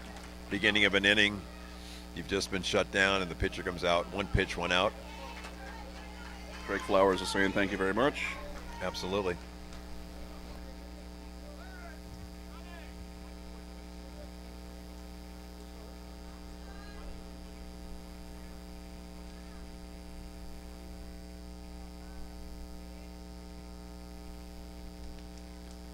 Coming into bat for the first time today for Matthew Dene is number 20, McKay Pali.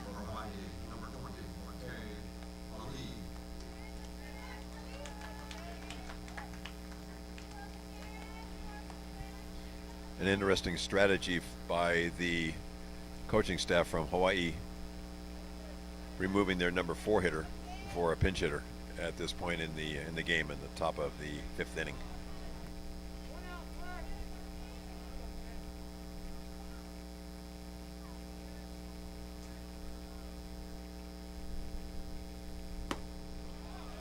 Nice pitch by Flowers. A strike swinging. Count is 0-1. Flowers is up to 55 pitches. He's done a good job in this game.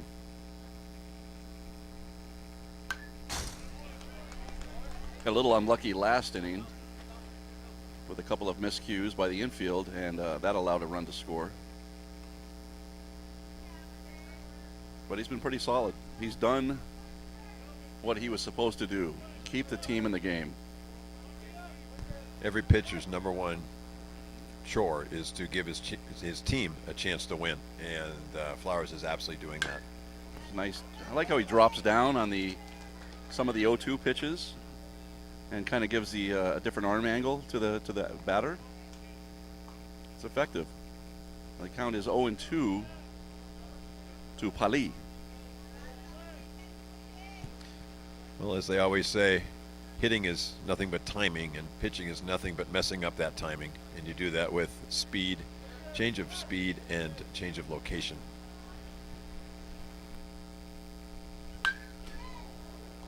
It's directly over the top with that delivery. And Pali has himself a little battle on his hands.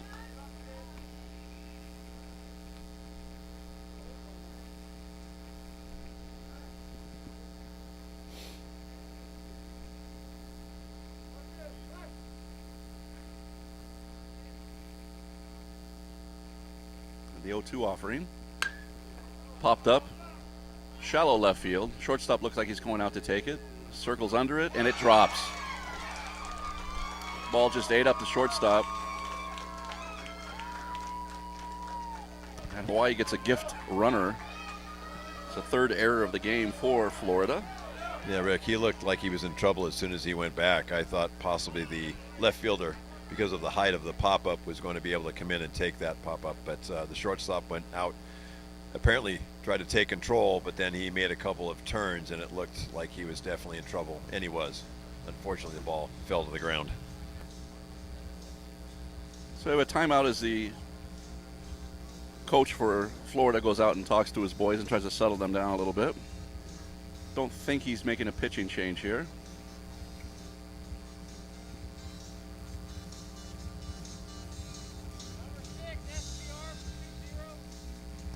This is very similar to what he did in the 1st inning when things were getting a little bit uppity. They went out and talked to the pitcher, and things calmed down very quickly.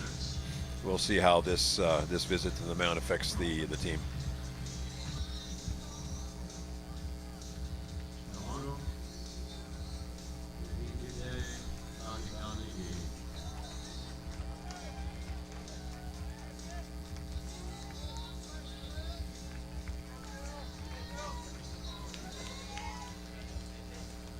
That brings to the plate number 9, Dylan Kokobon.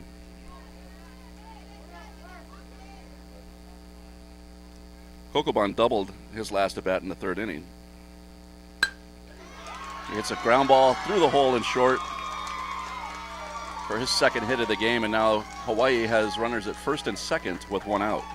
Boy, that was a real nice piece of hitting. Just took that ball over the middle of the plate and laced it to the right of the shortstop, who was shaded over to second base looking for the double play ground ball. Coco Bun's a pretty good hitter. So he's got 2 hits in the game, and that brings to the plate number 18, Davin Lewis. Lewis walked and scored in the second inning. So Flowers needs to bear down here. Fouled off to the right.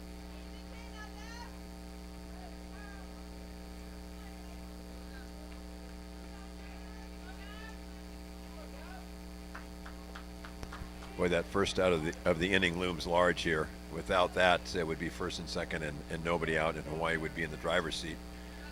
With one out, they are looking for a base hit, not just to move the runners forward, but they're looking for a base hit to untie this ball game.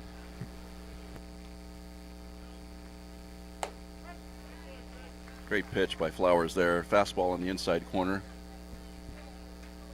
The count is now 0-2. Might not be a bad idea to throw that same pitch, but elevate it about 6 more inches.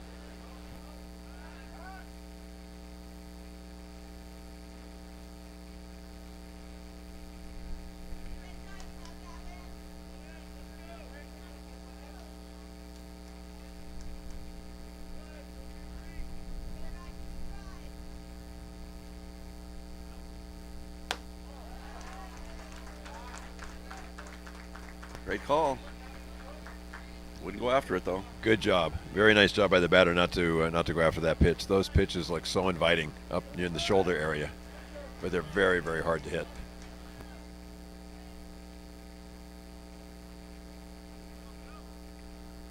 Got him.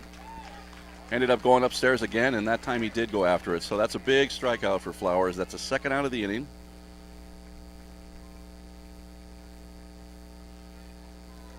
It's going to bring to the plate the catcher, Kelton Tom. Tom walked and scored in the second inning.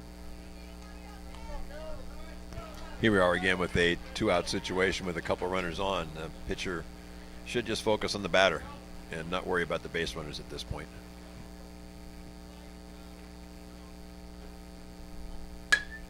Lined over the first baseman's head into right field. That's going to score 1 run. They got him out at second base, and he's out at second, trying to advance. But Hawaii does score the go-ahead run. They lead 6-5 going into the bottom of the 5th inning. We'll be back in a moment. After 4.5 innings of play, Hawaii 6, Florida 5.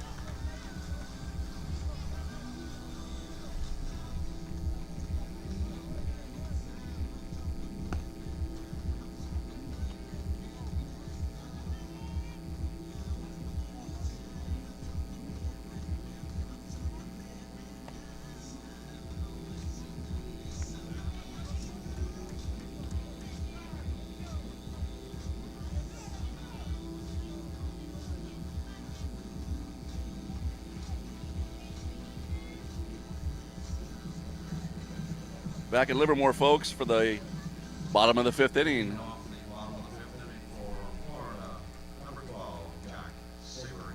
Jack Savory's going to lead it off for Florida in a back-and-forth affair here at Max Bear Park in the opening game of the United States bracket. Game 3 of 4 today. Our fourth game, which is going to come up after the conclusion of this game, will put our District 57 host team up against the East Regional champions from Freehold, New Jersey. Freehold Township, New Jersey. That should be a good game. First pitch is grounded to short. Quick throw to first, and just like the last inning for Florida, one pitch, one out.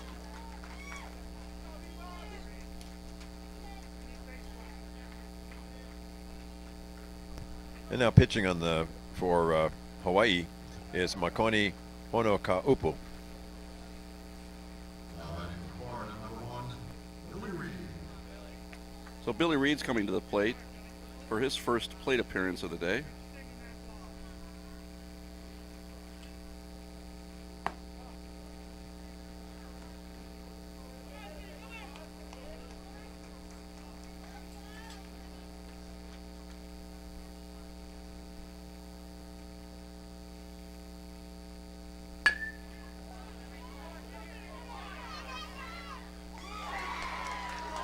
Another great play by the infield of Hawaii, and that's the second out of the inning. These are the types of plays we've become accustomed to seeing Hawaii make. Very nice play by the third baseman. If he doesn't get to that ball, the batter's going to beat that ground ball out.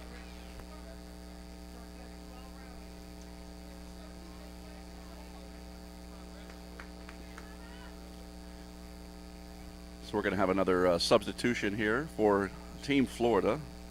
Coming into bat for Raul Feliz is going to be number 5, Britt Castora. Batting, number 5, Britt Castora.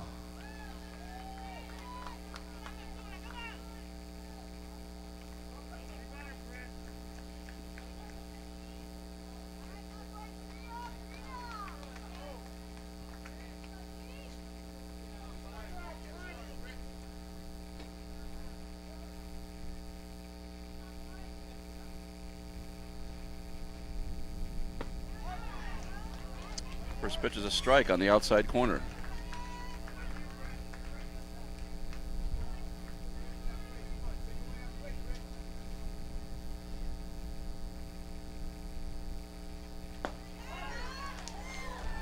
Honokaupu paints the outside corner again, and the count is now 0-2.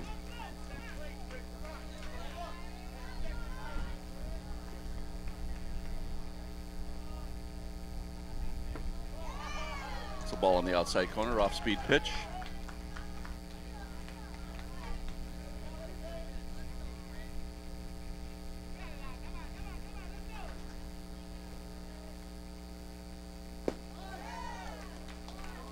That misses outside on the fastball, and the count is now 2-2 to Britt Castora.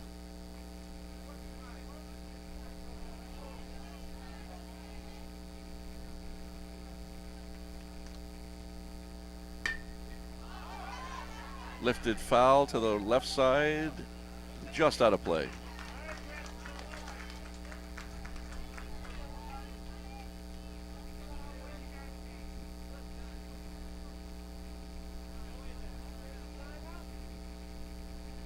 So Hawaii has used 4 pitchers in this game.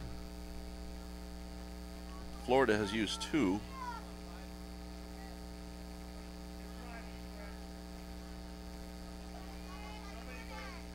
And coming into this game, I would have thought the Florida team would have used more pitchers.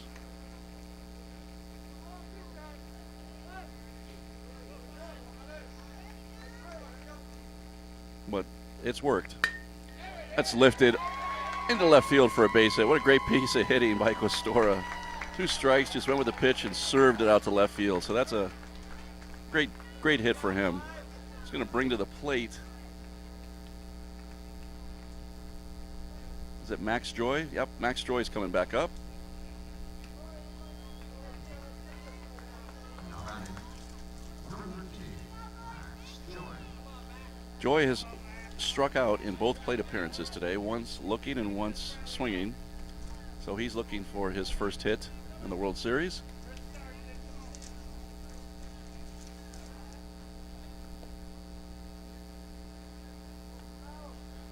See if Florida might have Castora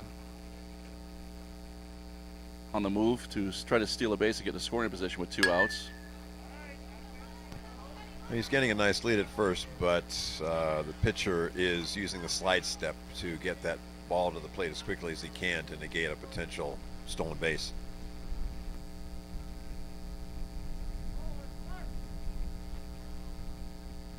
Yeah, he is getting a good lead at first.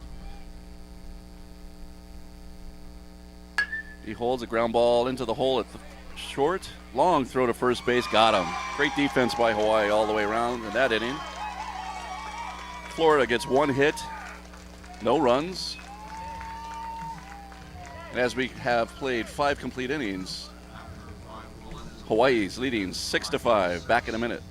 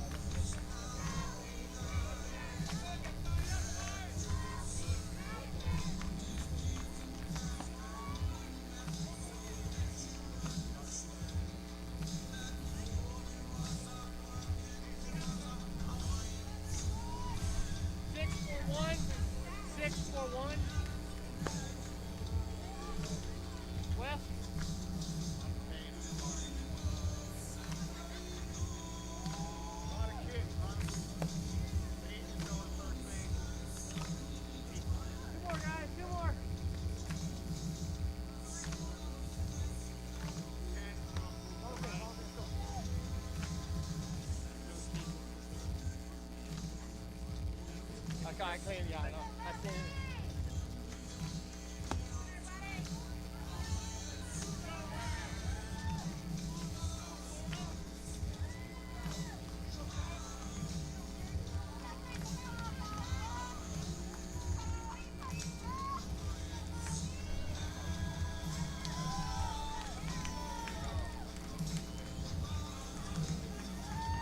Back in Livermore, Max Bear Park for the top of the 6th inning with Hawaii leading 6-5 over Florida.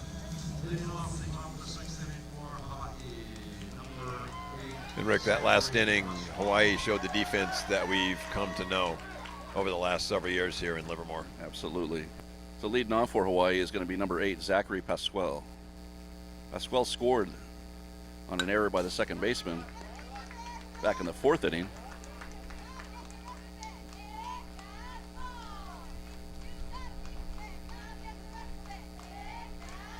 The North Palm Beach coaching staff must believe they're fairly deep in pitching. They've got a very good pitcher on the mound now, and he's now at a point where he'll have to take a 4-day break before his next pitching assignment.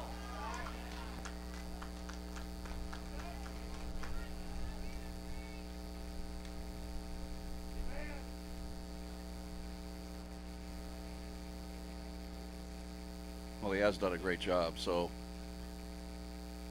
they're going to ride him, it looks like. So count is now 1-2 to Pasquale. Flowers, if you've noticed, has started to elevate his fastballs. I wasn't seeing a lot of that early, and he's now featuring that quite a bit, and that's just, like you were saying last inning, it's just so tough to catch up to. Just shot right back up the middle, almost hit him, and gets through into center field for a base hit. So Pasquale reaches on a single. And Flowers didn't even have time to react to that. It was by him.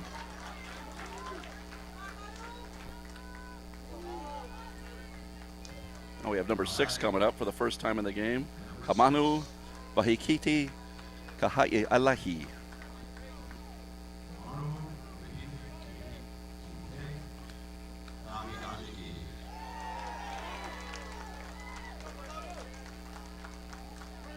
So this is his first plate appearance of the World Series. Kamanu bunts back to the pitcher, and he throws him out. So that's a good sacrifice for him. Flowers may have had a play at second base, but he made the good decision to get an out, make that sure out at first base rather than potentially have runners at first and second and nobody out, especially when he's trailing by a run this late in the game. Number 17, Keone Painter.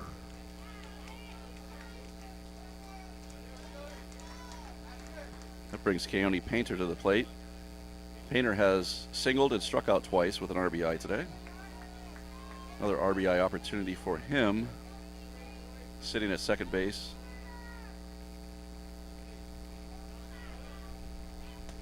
He fakes a bunt, ball gets by the catcher, and there's another free 70 feet for Hawaii. That's a huge play right there. Now the North Palm Beach infield has to come in and play infield in. You've got your leadoff batter up. This usually adds 250 or 300 points to your batting average, being able to bat with the infield playing this shallow. But North Palm Beach must cut off this run. Another elevated fastball from Flowers, and that is swung on and missed by Painter. Flowers is going to have to really dig deep here now. He knows he can't afford to give up many more runs to these guys, if any. It's fouled off to the left side. Now he's ahead 1-2. Let's look for that elevated fastball again.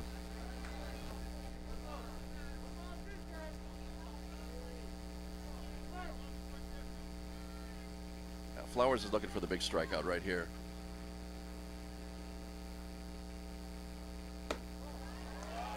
Good idea. Elevated a little much. Flowers is impressive. He's really a pitcher out there. He's not just a hard thrower. It looks like he's got a real good plan.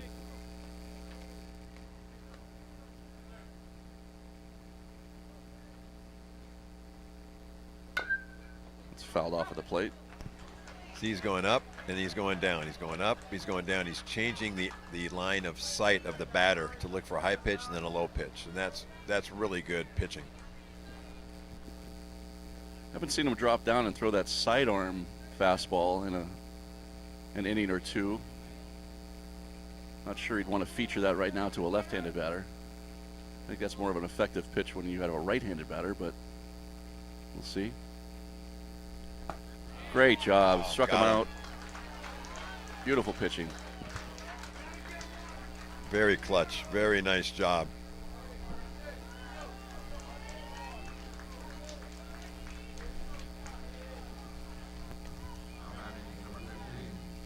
Now Flowers can focus only on the batter and not really be concerned about the runner at third base. Actually, he's going to go for the windup rather than the stretch with this batter. It's going to bring up Makani Hanakaupu. Hanakaupu has struck out twice today, reached on a error.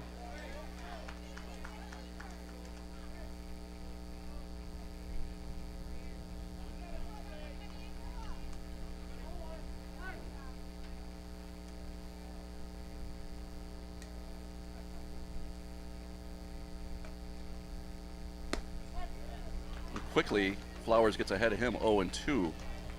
So Flowers is actually just one pitch away from getting out of this. This is a huge at-bat in this game. Watch for the elevated fastball again. And the 0-2 pitch on his way, fouled off to the left side, out of play.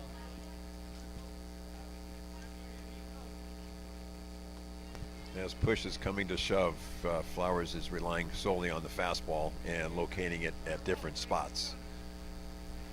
We haven't seen an off-speed pitch in quite a while.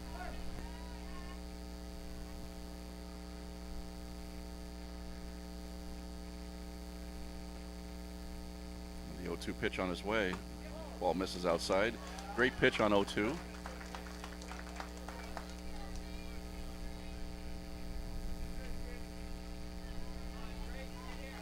Flowers is now up to 80 pitches.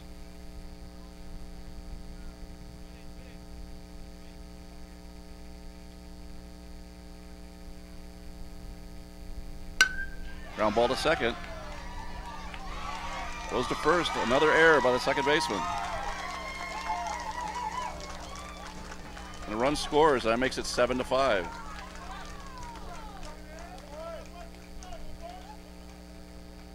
You know, Rick, you got to give Flowers a lot of credit. He's had a couple 3 mistakes made behind him on the infield. He's not said anything to his teammates. He's just gone back to the mound to do his job. A real sign of maturity on this young man's part.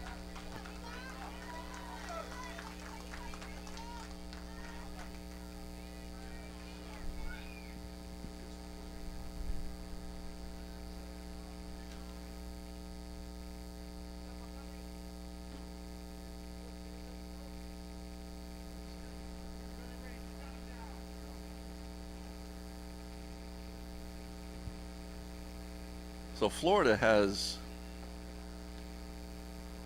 played defense fairly well for the most part, except at second base. Second base has let them down today. There's been a couple of different players out there. It's not always been the same guy, but nevertheless, there's been 3 errors that have occurred at the second base position, and in two of those situations, they were 2-out errors that scored a run.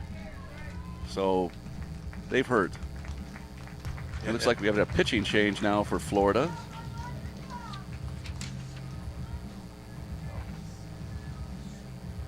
Looks like Billy Reed is going to come in and pitch. You know, Rick, all 3 of those ground balls you referred to were routine ground balls that should have been played. Actually, looking back, trying to think back to all 3, I think the second baseman in all 3 situations sort of laid back and didn't really charge the ball. The balls weren't hit that hard. This is a fairly thick infield grass, and it slows the ground ball down quite a bit. And had they been more aggressive on their play at second base, they may have made 1, 2, or even all 3 of those plays. Yeah, and it wasn't like they bobbled the ball or, you know, it ate them up. It was just, by what you're saying, not coming in and charging the ball, it just gives you no time to get the runner, and all of a sudden you start to panic and scramble that you've got to come up with it so quickly, make the exchange, and get the throw over to first that it ends up just kind of eating them up. Yeah, exactly, and I'm wondering if those were all fielded cleanly, which of any of those 3 would have been base hits anyway. Maybe all 3, because the infielders were slow, in my mind, slower to get to the ball than they should have been. Right. But nevertheless, Florida's only down by 2 runs at this point. It's they've got, 6 more outs to try to come up with at least 2 runs and then tie this game up. So it's not all lost for them. There was quite a delay in this game getting off today. Kids were sitting around in the hot sun. I could sort of see the effects of that from both teams. They've come out a little uncharacteristic, I'm going to imagine, and it's going to be interesting to see who can pull this one out. But anyways, we got a new pitcher coming up. You know, Rick, it might be interesting watching Billy Reed warm up. I think I saw a couple knuckleballs snuck in there during his warm up pitches. All right. And that's going to bring up Bahiva Aloy. Aloy has walked and grounded out to shortstop in his 2 plate appearances today. First pitch from Reed. Hanakupu steals second base, so now we have a runner at second base with 2 outs for Hawaii. Billy Reed needs to just at least give him a quick look.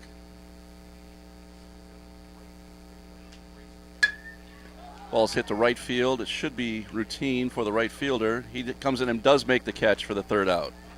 So Hawaii does end up scoring a run. And as we go into the bottom of the 6th inning, Hawaii leads Florida 7-5. We'll be back in a minute.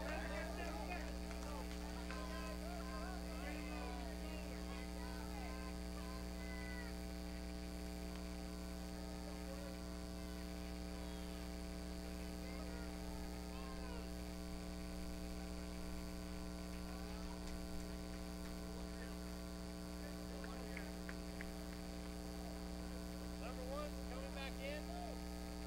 Yes, ma'am.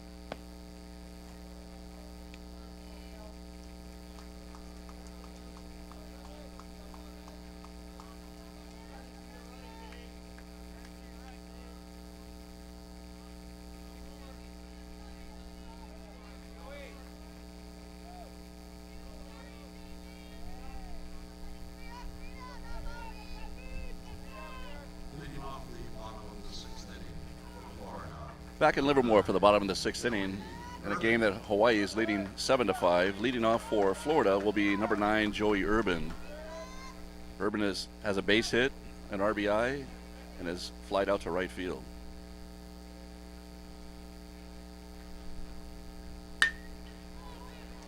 It's a ball hit deep to center field, caught by the center fielder up against the wall, so Urban gave it a ride, but flies out to center for the first out.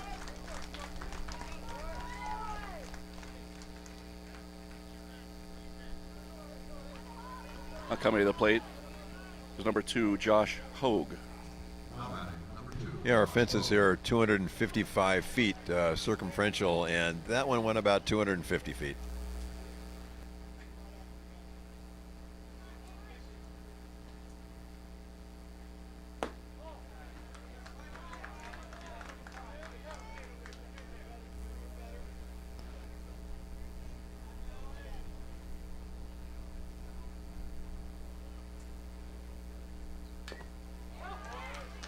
Swung and fouled at the plate. Count is 1-1 to Josh Hogue.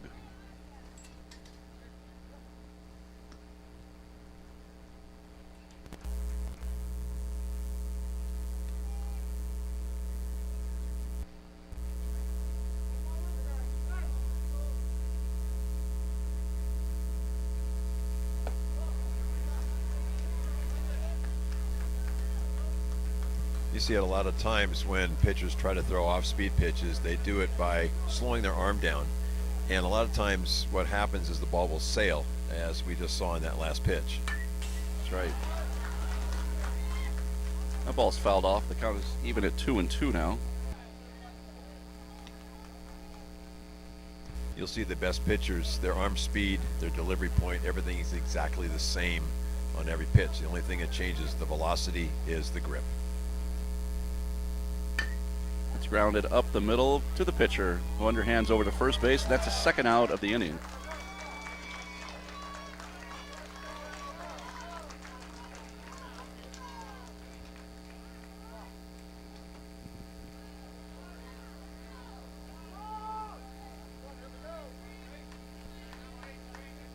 It's going to bring to the plate Drake Flowers. Flowers is grounded out to second, doubled and scored, and walked in the 4th inning.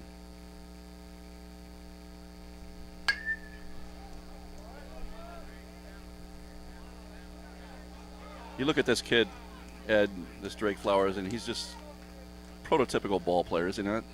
Absolutely. He is, he's been played shortstop pitch. He's leading off. He looks like the real deal. He's got great size for him at 13. Another ground ball to shortstop. It's going to be a tough play for the shortstop. No chance. And he's pretty fast, too. Flowers has wheels, so that's he beats out an infield hit. Keeps the inning alive for Florida. Brings a tying run to the plate.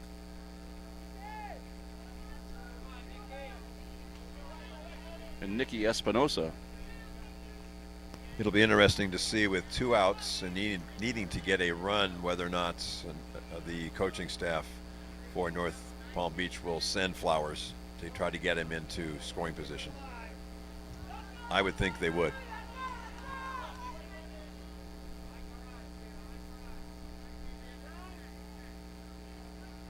Well, if you're going to do that with 2 outs, you better make it.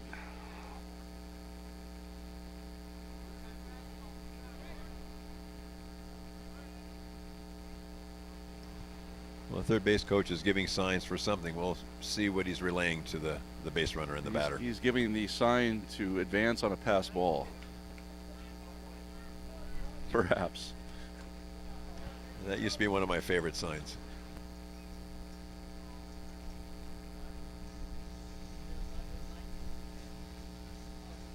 I think there's been more pass balls than runs scored today by both teams. That's very possible. Pass balls, wild pitches, some combination of the two. There's been quite a few of them, and many a run have scored as the result of them today. I think both coaching staffs are going to have a little sit down with their teams after the game to say, listen, regardless if we've won or lost, we need to tighten up and play much better on our defense in order to move forward in this tournament, because other teams will be playing better and they will have tightened up their game. And to get to next Saturday's U.S. Championship game, you've got to play very good baseball every game. Yeah, that's true. That is true. You know, if you're going to have a little bit of a slip up, you want to do it in the first game. Because later on down in the week, you can't afford to have another one, or you're going to be watching.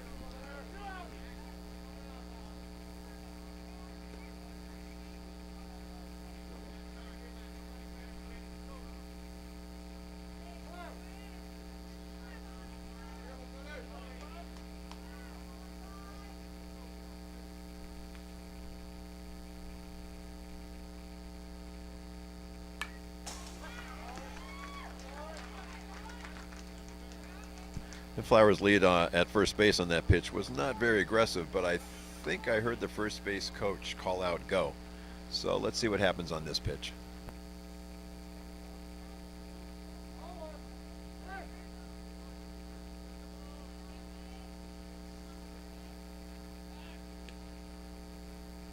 He's getting a pretty better lead there.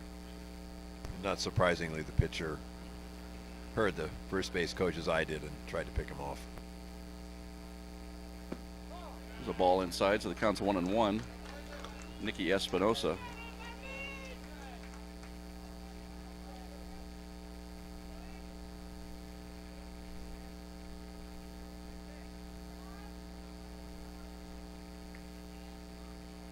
There he goes. Ground ball to second base. It goes off the glove and off the heel. That ball was off the end of the bat and was spinning towards the second baseman, and took a bad hop, hit off his glove, then his heel, bounced towards center field, and Flowers is able to advance to third base. So a terrific break for Florida. They have now runners at first and third with 2 outs. And Jordan Eggenberger is coming back in to hit. And I think that North Palm Beach is looking to see if they can get another runner at first base in this 2-out situation. Well, if they haven't run for Espinosa before already in this game, they can do that. And they are indeed bringing in number 10, Ryan Federero. So he'll be the special pinch runner at first base. Eggenberger's coming up. Little surprised Hawaii didn't go out and talk to their pitcher just to say, listen, focus on the batter. We've got 2 outs. Don't worry about the runner at first or the runner at third.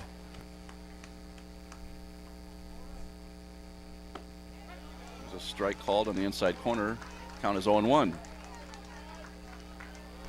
But then again, North Palm Beach has their number 3 batter up right now, and you don't want to run yourself out of a rally with your number 3 batter at the plate.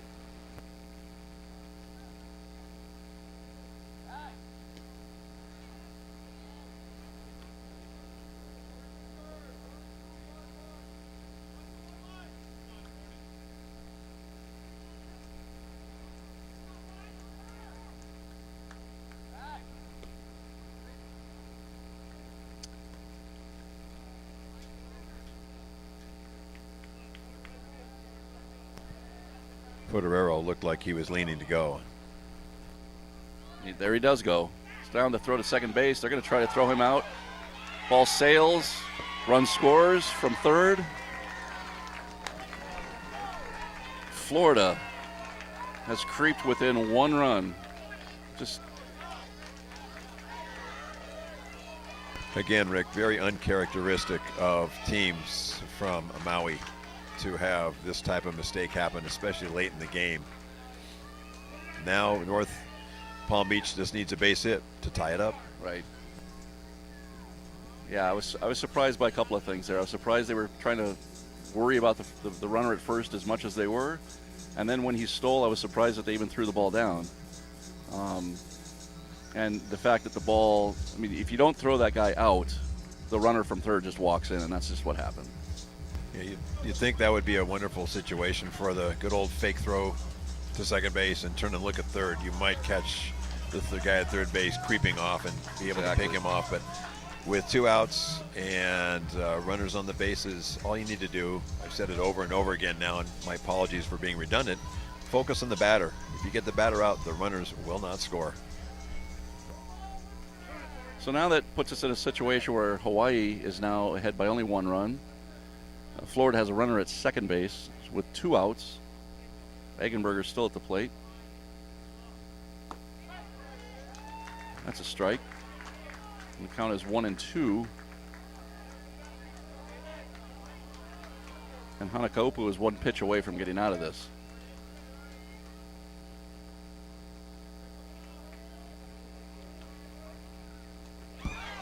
Swung on and missed. The ball gets by him. And Eggenberger is going to reach first base. So that keeps the inning alive. So now Florida's got runners at first and third with 2 outs.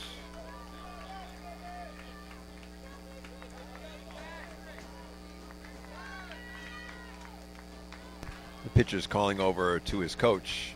Not sure what the situation is. First and foremost, we hope there's not an injury involved. Maybe he's just discussing the first and third situation and not wanting the catcher to throw down to second base again. I wonder if they're going to assume that that was a visit to the mound. Would you call that a visit to the mound? Absolutely. Absolutely. That's any visit to defense, even if you talk to the second baseman, is a trip to the mound, or the catcher. It constitutes a trip to the mound. So that brings to the plate Jake Savory with a chance to tie at this game with a hit. And in intermediate baseball, a coach can go to the mound twice an inning, and on the third trip needs to take his pitcher out, and can go to the mound 3 times in a game, and on the 4th trip must take the pitcher out.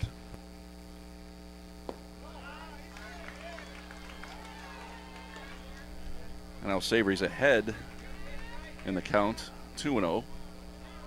And Eggenberger's getting a very, very short lead at first base, so he's no threat to steal second. Well, he was the one that was picked off early in the game, if you recall.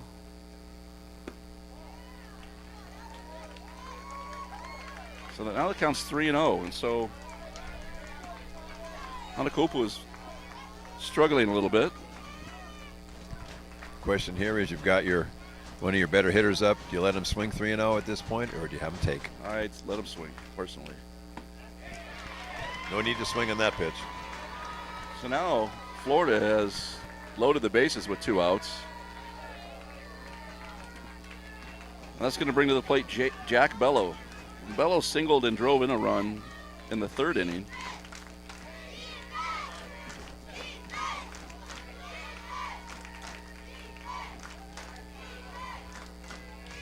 See, Rick, these types of games and tournaments, the mistakes made by the defense not only cost your team base runners and potentially runs, but it costs your pitcher a lot of pitches.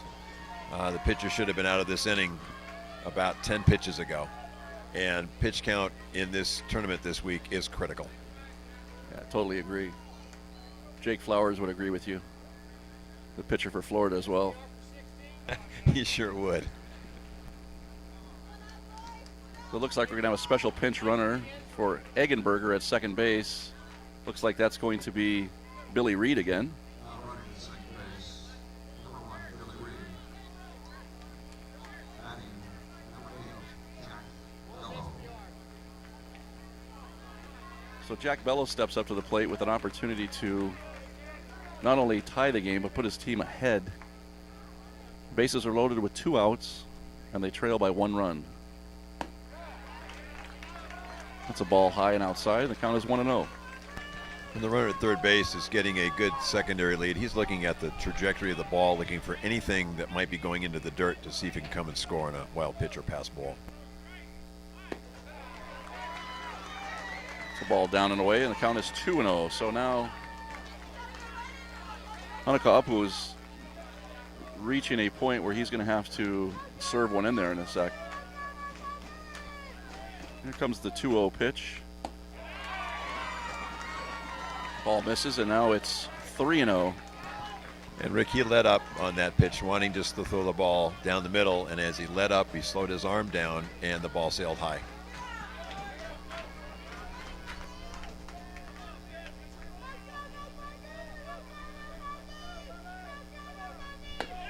Ball 4. And now we have a tie ball game, folks. He did the same thing. 2 pitches in a row. He slowed his arm action down, and the ball sailed high. It's a good lesson for young pitchers. Your arm speed should be the same every single pitch. Don't change things based on situations.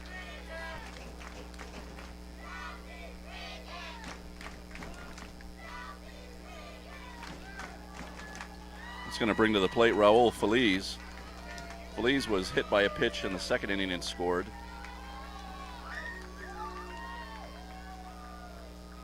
We may have a pitching change here. Yes, we do.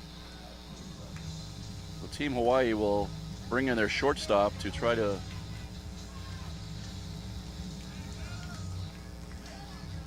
turn off the faucet here.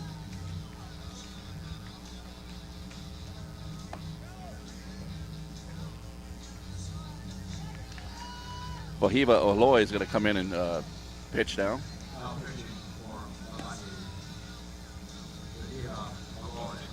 So we'll be back in a second here at Livermore.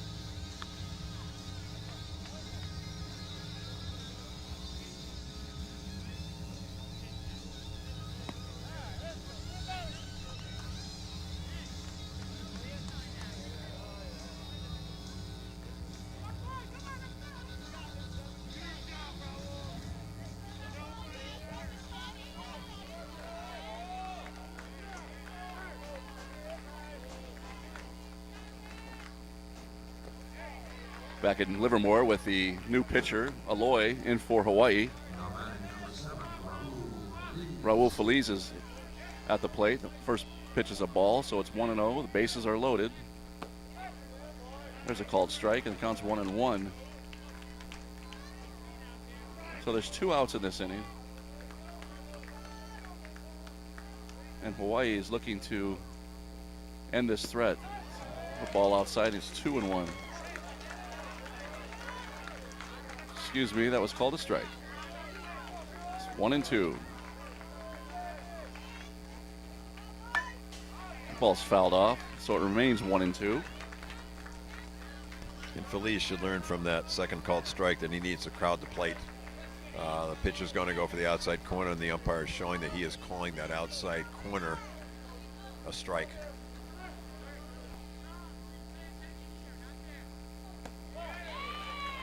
That's a ball.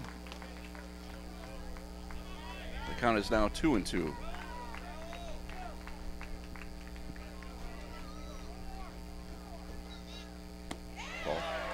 Ball 3 outside. The count is now full with 2 outs. The runners will be able to get a jump. Biggest pitch of the game, Rick.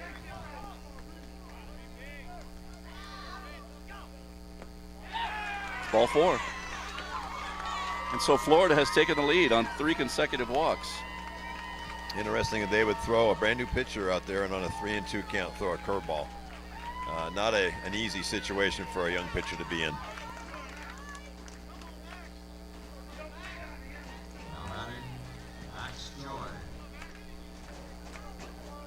So Max Joy's stepping up to the plate.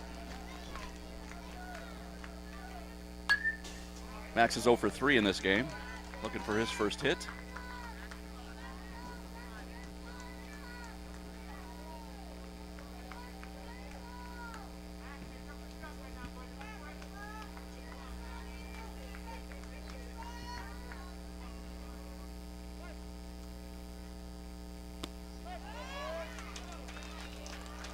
And even though Max Joy is 0 for 3 at this point, he could be a hero for his team with a nice line drive base hit right here. Swung on and missed. And that's the inning. So Florida comes up with 3 runs and take the lead 8-7 going into the top of the 7th inning. We'll be back in a minute from Livermore. After 6 full innings, the score is Hawaii 7, Florida 8.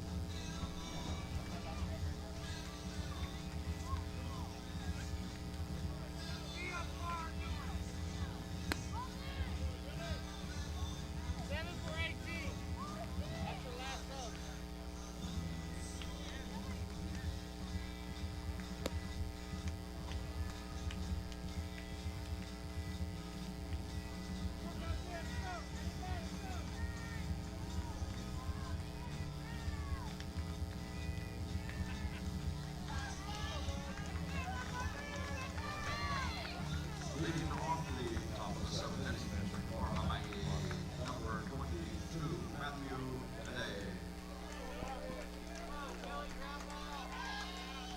All right, we've reached the top of the 7th inning out here at Max Bear Park in Livermore.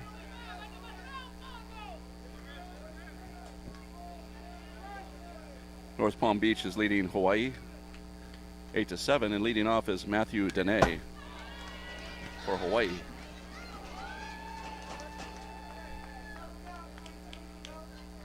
And boy, wouldn't the Hawaiian fans love to see him get a hold of one right now. He singled in his first at bat.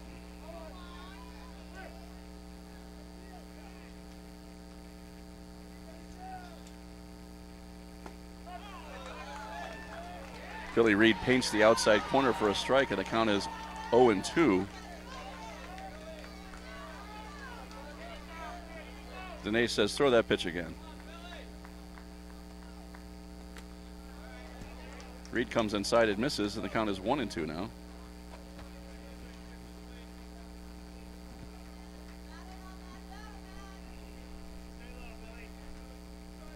Dene has to be an imposing figure at the plate, especially for Billy Reed, who's quite small in stature.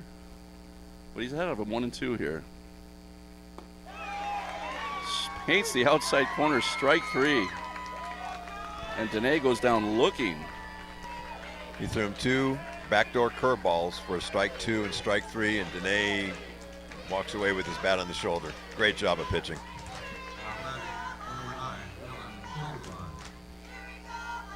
Brings to the plate Dylan Kokobun.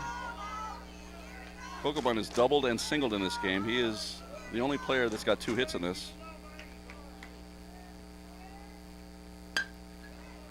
Ground ball through the hole into right field for a base hit, and Hawaii has the tying run at the plate. And Rick, I'm not sure if the first baseman had feel of that ball, if they would have been able to make the play, because the pitcher was slow to react to the play and was not over to cover first base. So Kokobun gets his 3rd hit of the game, a sharp single to right field. Now batting, number 7, Dylan Waite. Look for him to steal. And now Dylan Waite is coming up to the plate. I believe Kokobun's stolen once, if not twice already, if I'm not mistaken. Yes. It's 1 run down, 1 out. I'd look for him to be going. Oh, I think you're absolutely right. He may be at third base before you know it.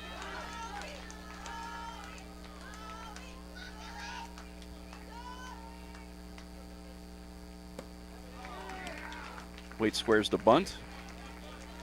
Takes the first pitch for a strike. So the count is 0-1. Interesting selection here to bunt with the runner at first and 1 out. Usually a bunt that he looked like he was trying to do is a sacrifice, which means you're trying to make an out to move your base runner up. With 1 out already on the board, it's an iffy proposition. But he might have just been trying to bring the third baseman in. We'll see if he starts swinging away here, Dylan Waite. As White keeps checking on Kokobun at first base.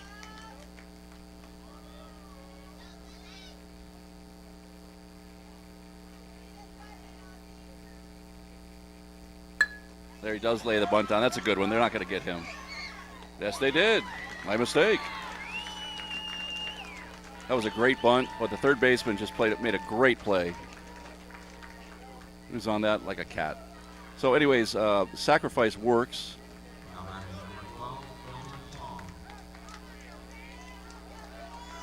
And Kelton Tom represents the last chance for Hawaii.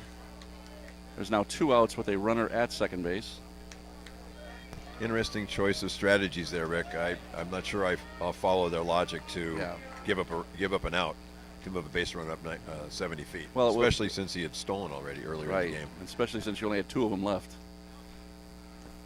Out. Now he goes to third. Here comes the throw. Safe. Got under the tag. Now that's a gutsy play. There's the ball game right there. And if the tag had been made, the game would have been over. So why he tried to steal third but not second, we'd have to ask the coaching staff. Well, so now we got a runner at third base, however, where anything could happen. We've seen numerous runners come home on pass balls and wild pitches, and it's possible that something like that could occur again. Count is 1-0. Swing and a miss by Tom. And that runner at third base is looking for any pitch in the dirt to try to get a good secondary lead and maybe tie the game up on a wild pitch or pass ball.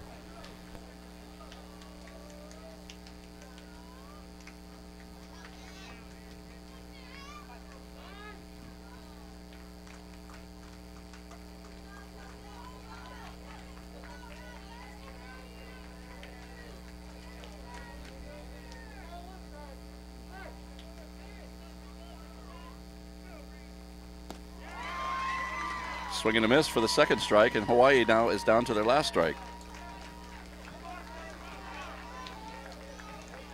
Billy Reed's come in, Ed, and done a pretty good job in this game so far. Absolutely. His velocity is a little bit less than the others, and it's tough sometimes to slow those bats down to that slower velocity on a relief pitcher. Well, that pitch was close. It was very close. We saw the same thing from Hawaii's Kokobun earlier as well when they brought him in and he served up a lot of off-speed pitches. Billy Reed is a similar type of approach here. So the count is now 2-2 with 2 outs. That ball's hit up the middle, and that's going to be a base hit. We got a tie ball game. How fitting. Absolutely. Wow. What a great piece of hitting. Very, very nice. After looking not very comfortable at the plate on his second strike, he hits a nice little ground ball right up the middle. Folks, we are tied 8-8. This is an incredibly good game. Indeed it is. And so time is called by the Florida manager. He's going to talk to his pitcher. Doesn't look like he's going to take him out.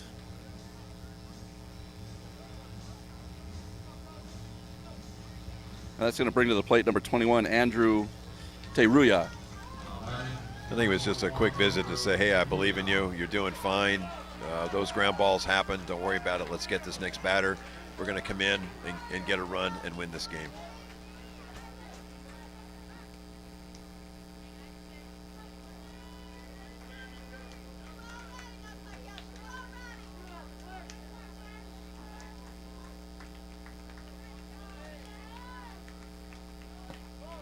First pitch to Teruya is a ball. The count is 1-0.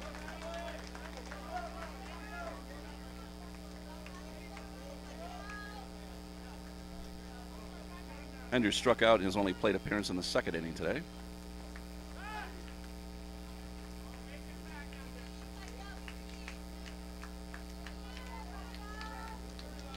Colton Tom is giving the impression that he looks like he wants to steal. And why wouldn't you, right?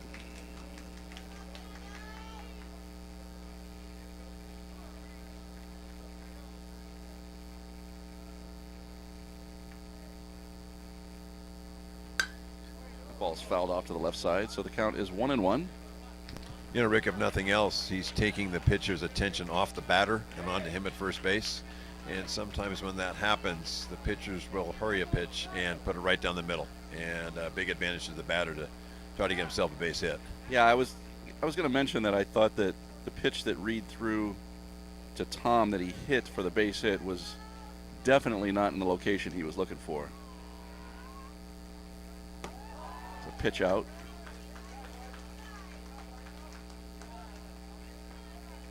I think Billy Reed makes his living on the corners of the plate.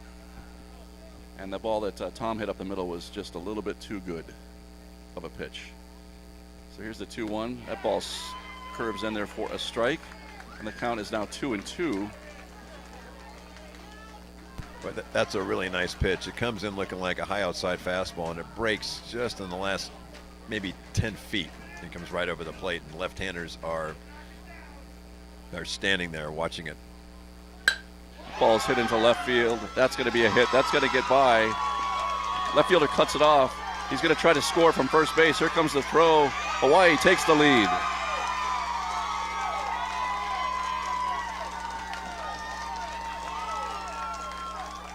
Colton Tom scores all the way from first base on a double by Andrew Turea. The ball was hit, sliced down the left field line. The left fielder for Florida was shading over towards center field, so he had a long way to go. And by the time he was able to corral the pitch, Colton Tom with his great speed was able to score all the way from first base. You just can't keep the teams from Hawaii down. They will fight and fight and fight and fight. They are an aggressive group. The coaches are aggressive. They caught the left fielder playing a little deep, and the ball as it hit, because the outfield grass is very thick and lush, pretty much died. And it enabled the runner to score and bring Hawaii now from being behind and down to their last strike. They're now ahead by a run. Well, that was never more evident than in the championship of the Western Regionals, where they were trailing 6-3 to Sacramento in their last inning and proceeded to score 18 runs in the top of the seventh inning and won that game 21-10 just last week. So anyways, now they're ahead 9-8. It's a runner at second base. And Donnell Daniels, who got this whole thing rolling for Hawaii back in the second inning with a 2-run single, is up at the plate. He singled, drove in those 2 runs, and had 2 sacrifices since then.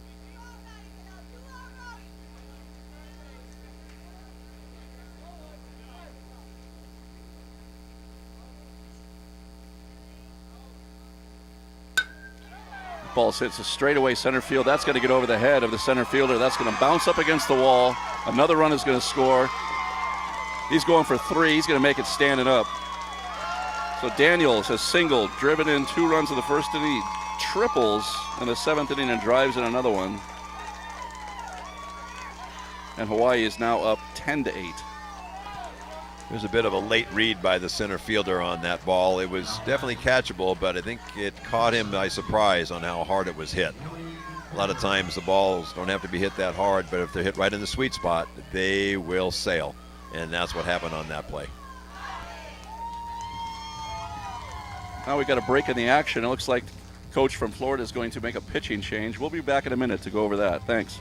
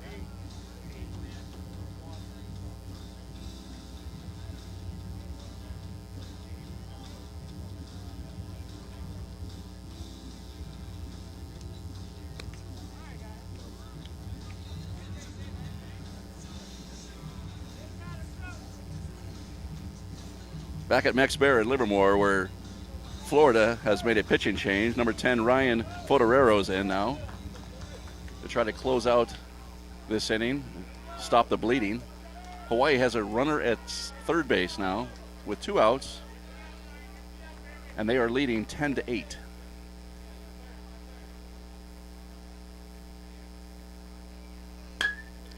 Ground ball, base hit to left field. That's going to score another run.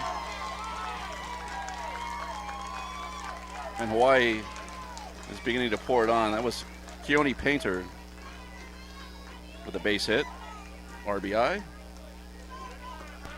When it rains, it pours. Teams will pick up on each other, and now all the Hawaii batters are extremely confident as they walk to the plate.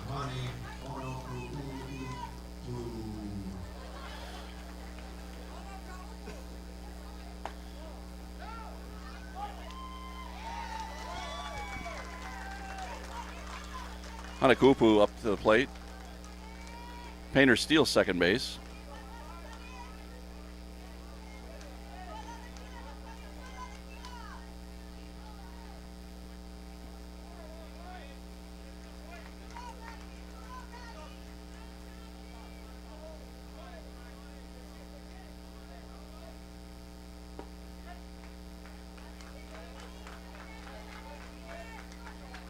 You can see the frustration on the Florida team. The heads are down a little bit, trying to get this last out so they can come up and see if they can get right back in this ball game.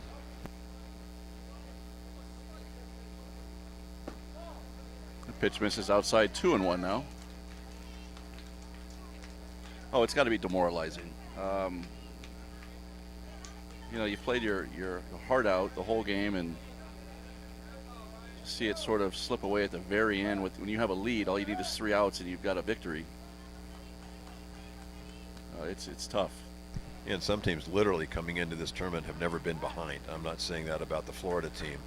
And they find it difficult when they get in that situation, being behind, how to react, especially late in a baseball game.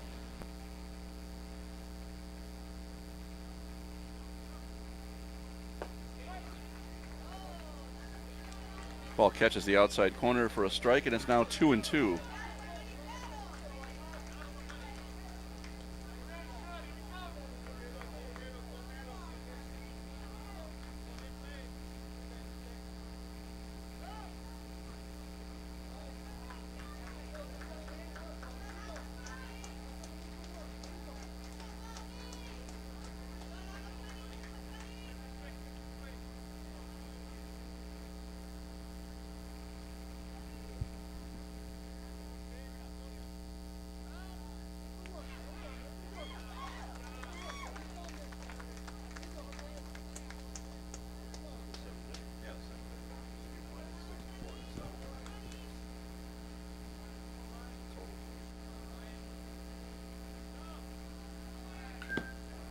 Foul tip.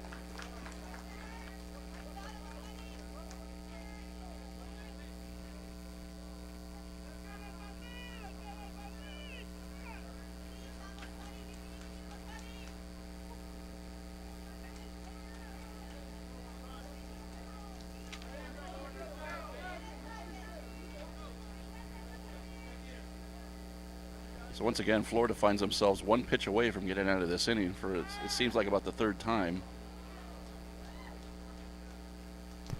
And Rick, as I said before, the pitcher's very concerned about the runner at second base, but there are 2 outs.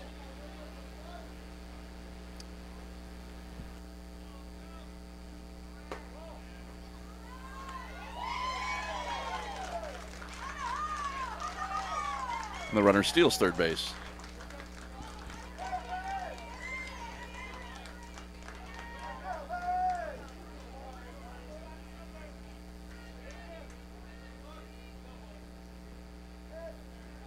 So the count is full. Ball 4.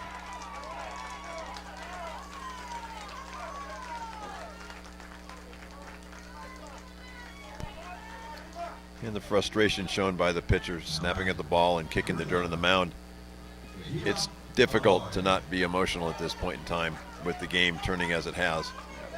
but they've got to dig deep because they still have 3 outs coming of their own.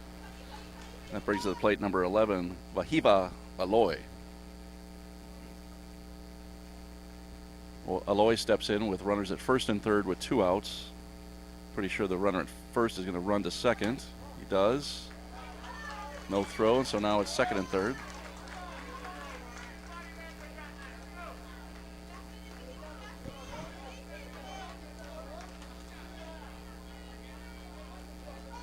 Now Forterero really has to focus on the batter.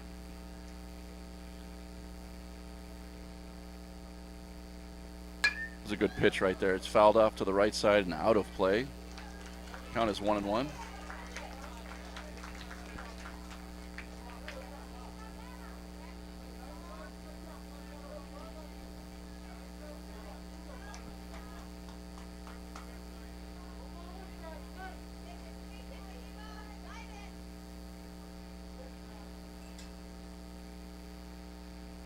And the 1-1 pitch on its way.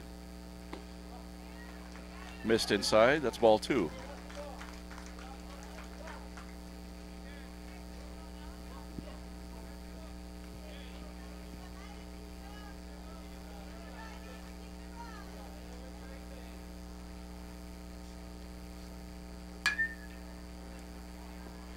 That's also fouled off to the right side.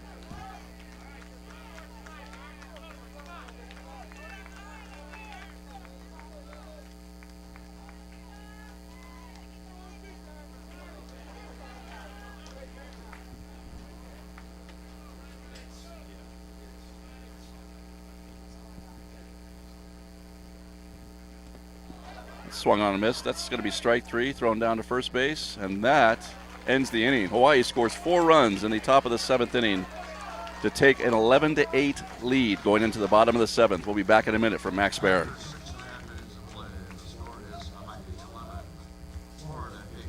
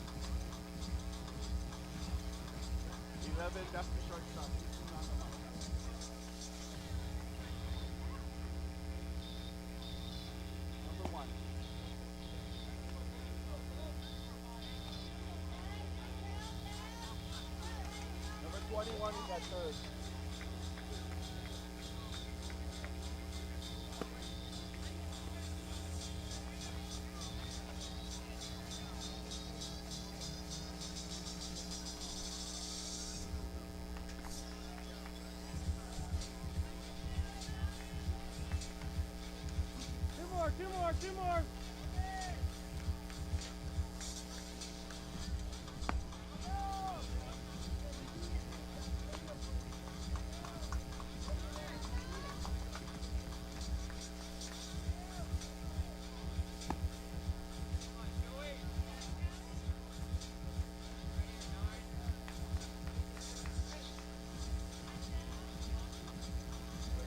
Welcome back to Livermore, folks. We're reached the bottom of the 7th inning in a back and forth affair between Hawaii and Florida. So Florida's down to their last 3 outs, and leading off for them will be Joey Urban. Urban singled with an RBI in the first inning. He has flied out to right field and center field since.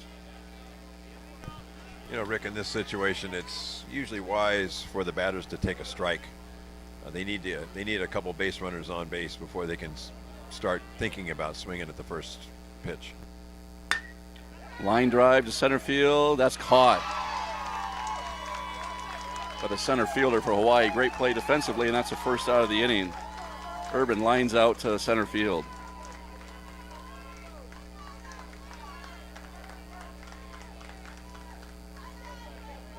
It's going to bring to the plate Josh Hogue, number 2.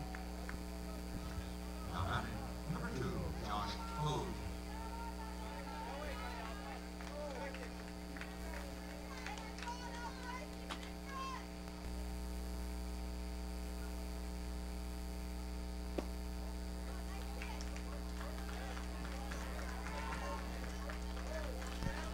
At this point, the Hawaii coaches, all they want their pitcher to do is just throw strikes with a 3-run lead and 1 out in the last inning.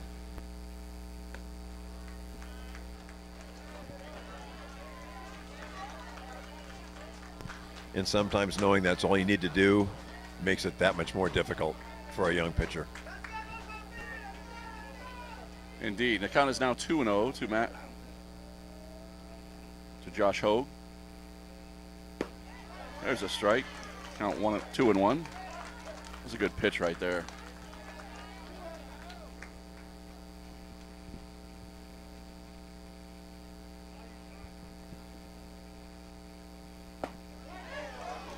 Paints the outside corner for a strike, and it's now 2-2.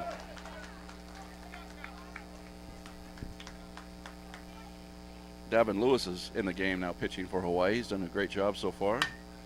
Ball's lifted down the left field line. Foul. Out of play.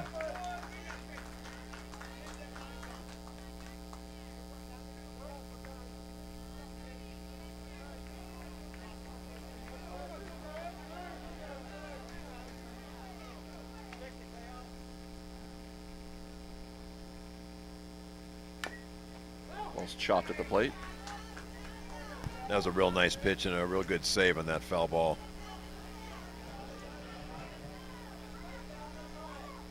By Josh Hogue.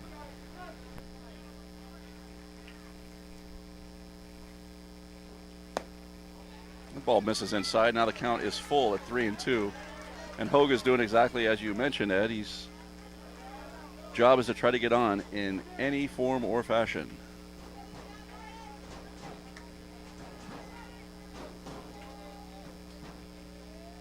And the 3-2 on its way. Ball 4. So Hogue does his job. Gives a bit of life to the Florida team. Brings up the top of the order. It's always a good thing in that for their sake.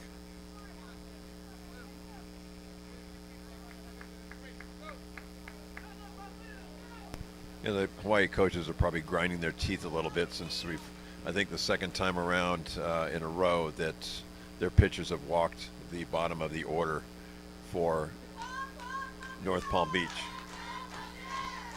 North Palm Beach's goal at this point, in my mind, would be to get the tying run to the plate before they make another out. That way you've got the tying run to the plate with 2 outs to go, which would give them a decent opportunity to try to get right back in this game, if not win the game. Well, they got the right guys up. Drake Flowers is now up. He's been on base 3 times today. He's had a double, a single. He's walked. He's scored 2 runs.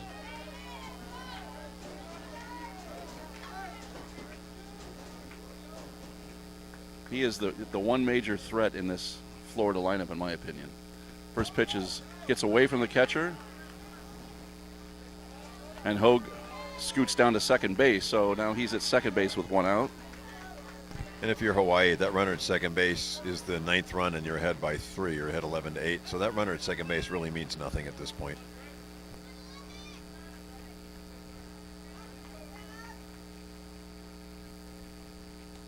That ball gets away. Now he's going to be at third base. And your thought still applies there, Ed? Still means nothing. Absolutely. In fact, he scores, it means nothing. Absolutely. But Davin Lewis is having a difficult time finding the plate right now. I'd probably have my batter with the takes on, even though it's probably my best hitter. it's 3-0. So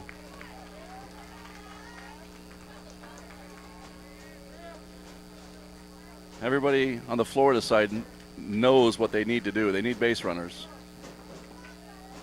I would think this may be Lewis's last batter if he loses him. Which he did. And Hogue did the smart thing by not coming down and trying to take that. Absolutely. There's no reason for that. His run and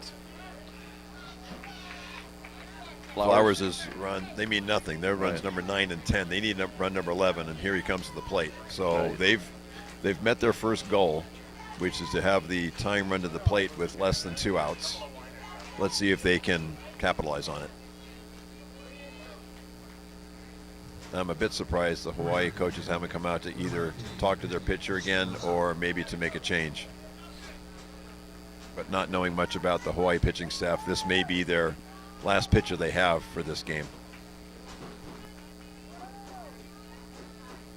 So Nicky Espinosa is coming to the plate now, and he's got the opportunity to be a hero. He could tie this game with one swing of the bat, but more realistically, he needs to get on base as well. Oh, now they've got Flowers picked off at first. And the ball gets away, and so Hogue scores. So now Florida creeps within 2 runs. Flowers is now at second base. And Hawaii had the runner picked off first base on that fake to third, throw to first, but instead of looking at the runner, Lewis looked right to first and threw to first, and the runner was nowhere to be seen. Yeah, Flowers got a big jump, and he could move well for a big hit. And by the time the first baseman was able to throw down to second base, Flowers was already at the bag, and the ball got away from the shortstop who was covering, and Hogue from third was able to score. And again, another uncharacteristic mistake by the Hawaii team. Well,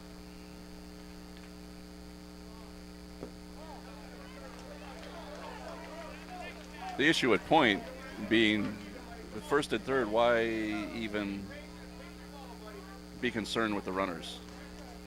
You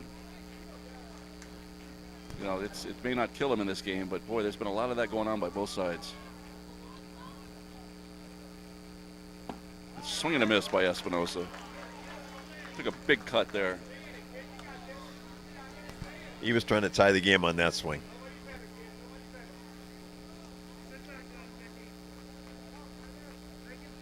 So again, the situation is Florida is down by 2 runs. They have a runner at second in Drake Flowers with 1 out, and Espinosa at the plate with a 1-1 count. Ground ball to third base. Oh, great play by the shortstop. He makes the throw. That was big time right there. That was an absolutely excellent play. He not only had a high hop coming at him, but he had the base runner right in front of him as the ball was coming to him. So that was an outstanding play, possibly a game-saving play right there by the shortstop. So now there's 2 outs. Flowers advances to third on the play. Number 16, Jordan Eggenberger. And Jordan Eggenberger's up to the plate, representing the last hope for North Palm Beach.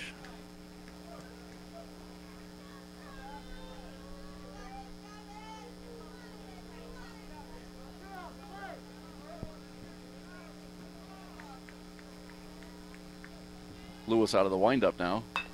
Ground ball to first base. This should end the game. That's it. It's over. What a terrific pitch. Hit it off the inside of his hands and dribbled it down to first base, and that's going to end the ball game. And what a game that was. Final score, Hawaii 9. Hawaii 11, Florida 9. Ed, really enjoyed it. Absolutely, Rick. This was a terrific game.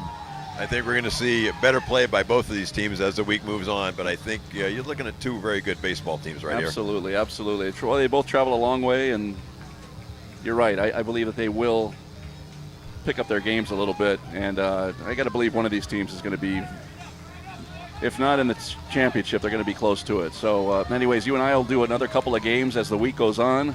I do appreciate that. I want to thank Kamlesh Patel for the production. Norm Fuller for on the PA today. And Ed, you're going to move over to the PA for this next game, are you not? I'm going to use my voice even more and more tonight, Rick. It's going to be awesome. I'm looking forward to I'm it. going to come back and do the next game with another close friend of mine, Mark Spiller. And that game's going to probably start in about 45 minutes to an hour. So we'll be back in a little bit. In the meantime, you can enjoy the music and watch the field crew at Max Bear Park in Livermore. Once again, the final, Hawaii 11, Florida 9. Thanks, everyone.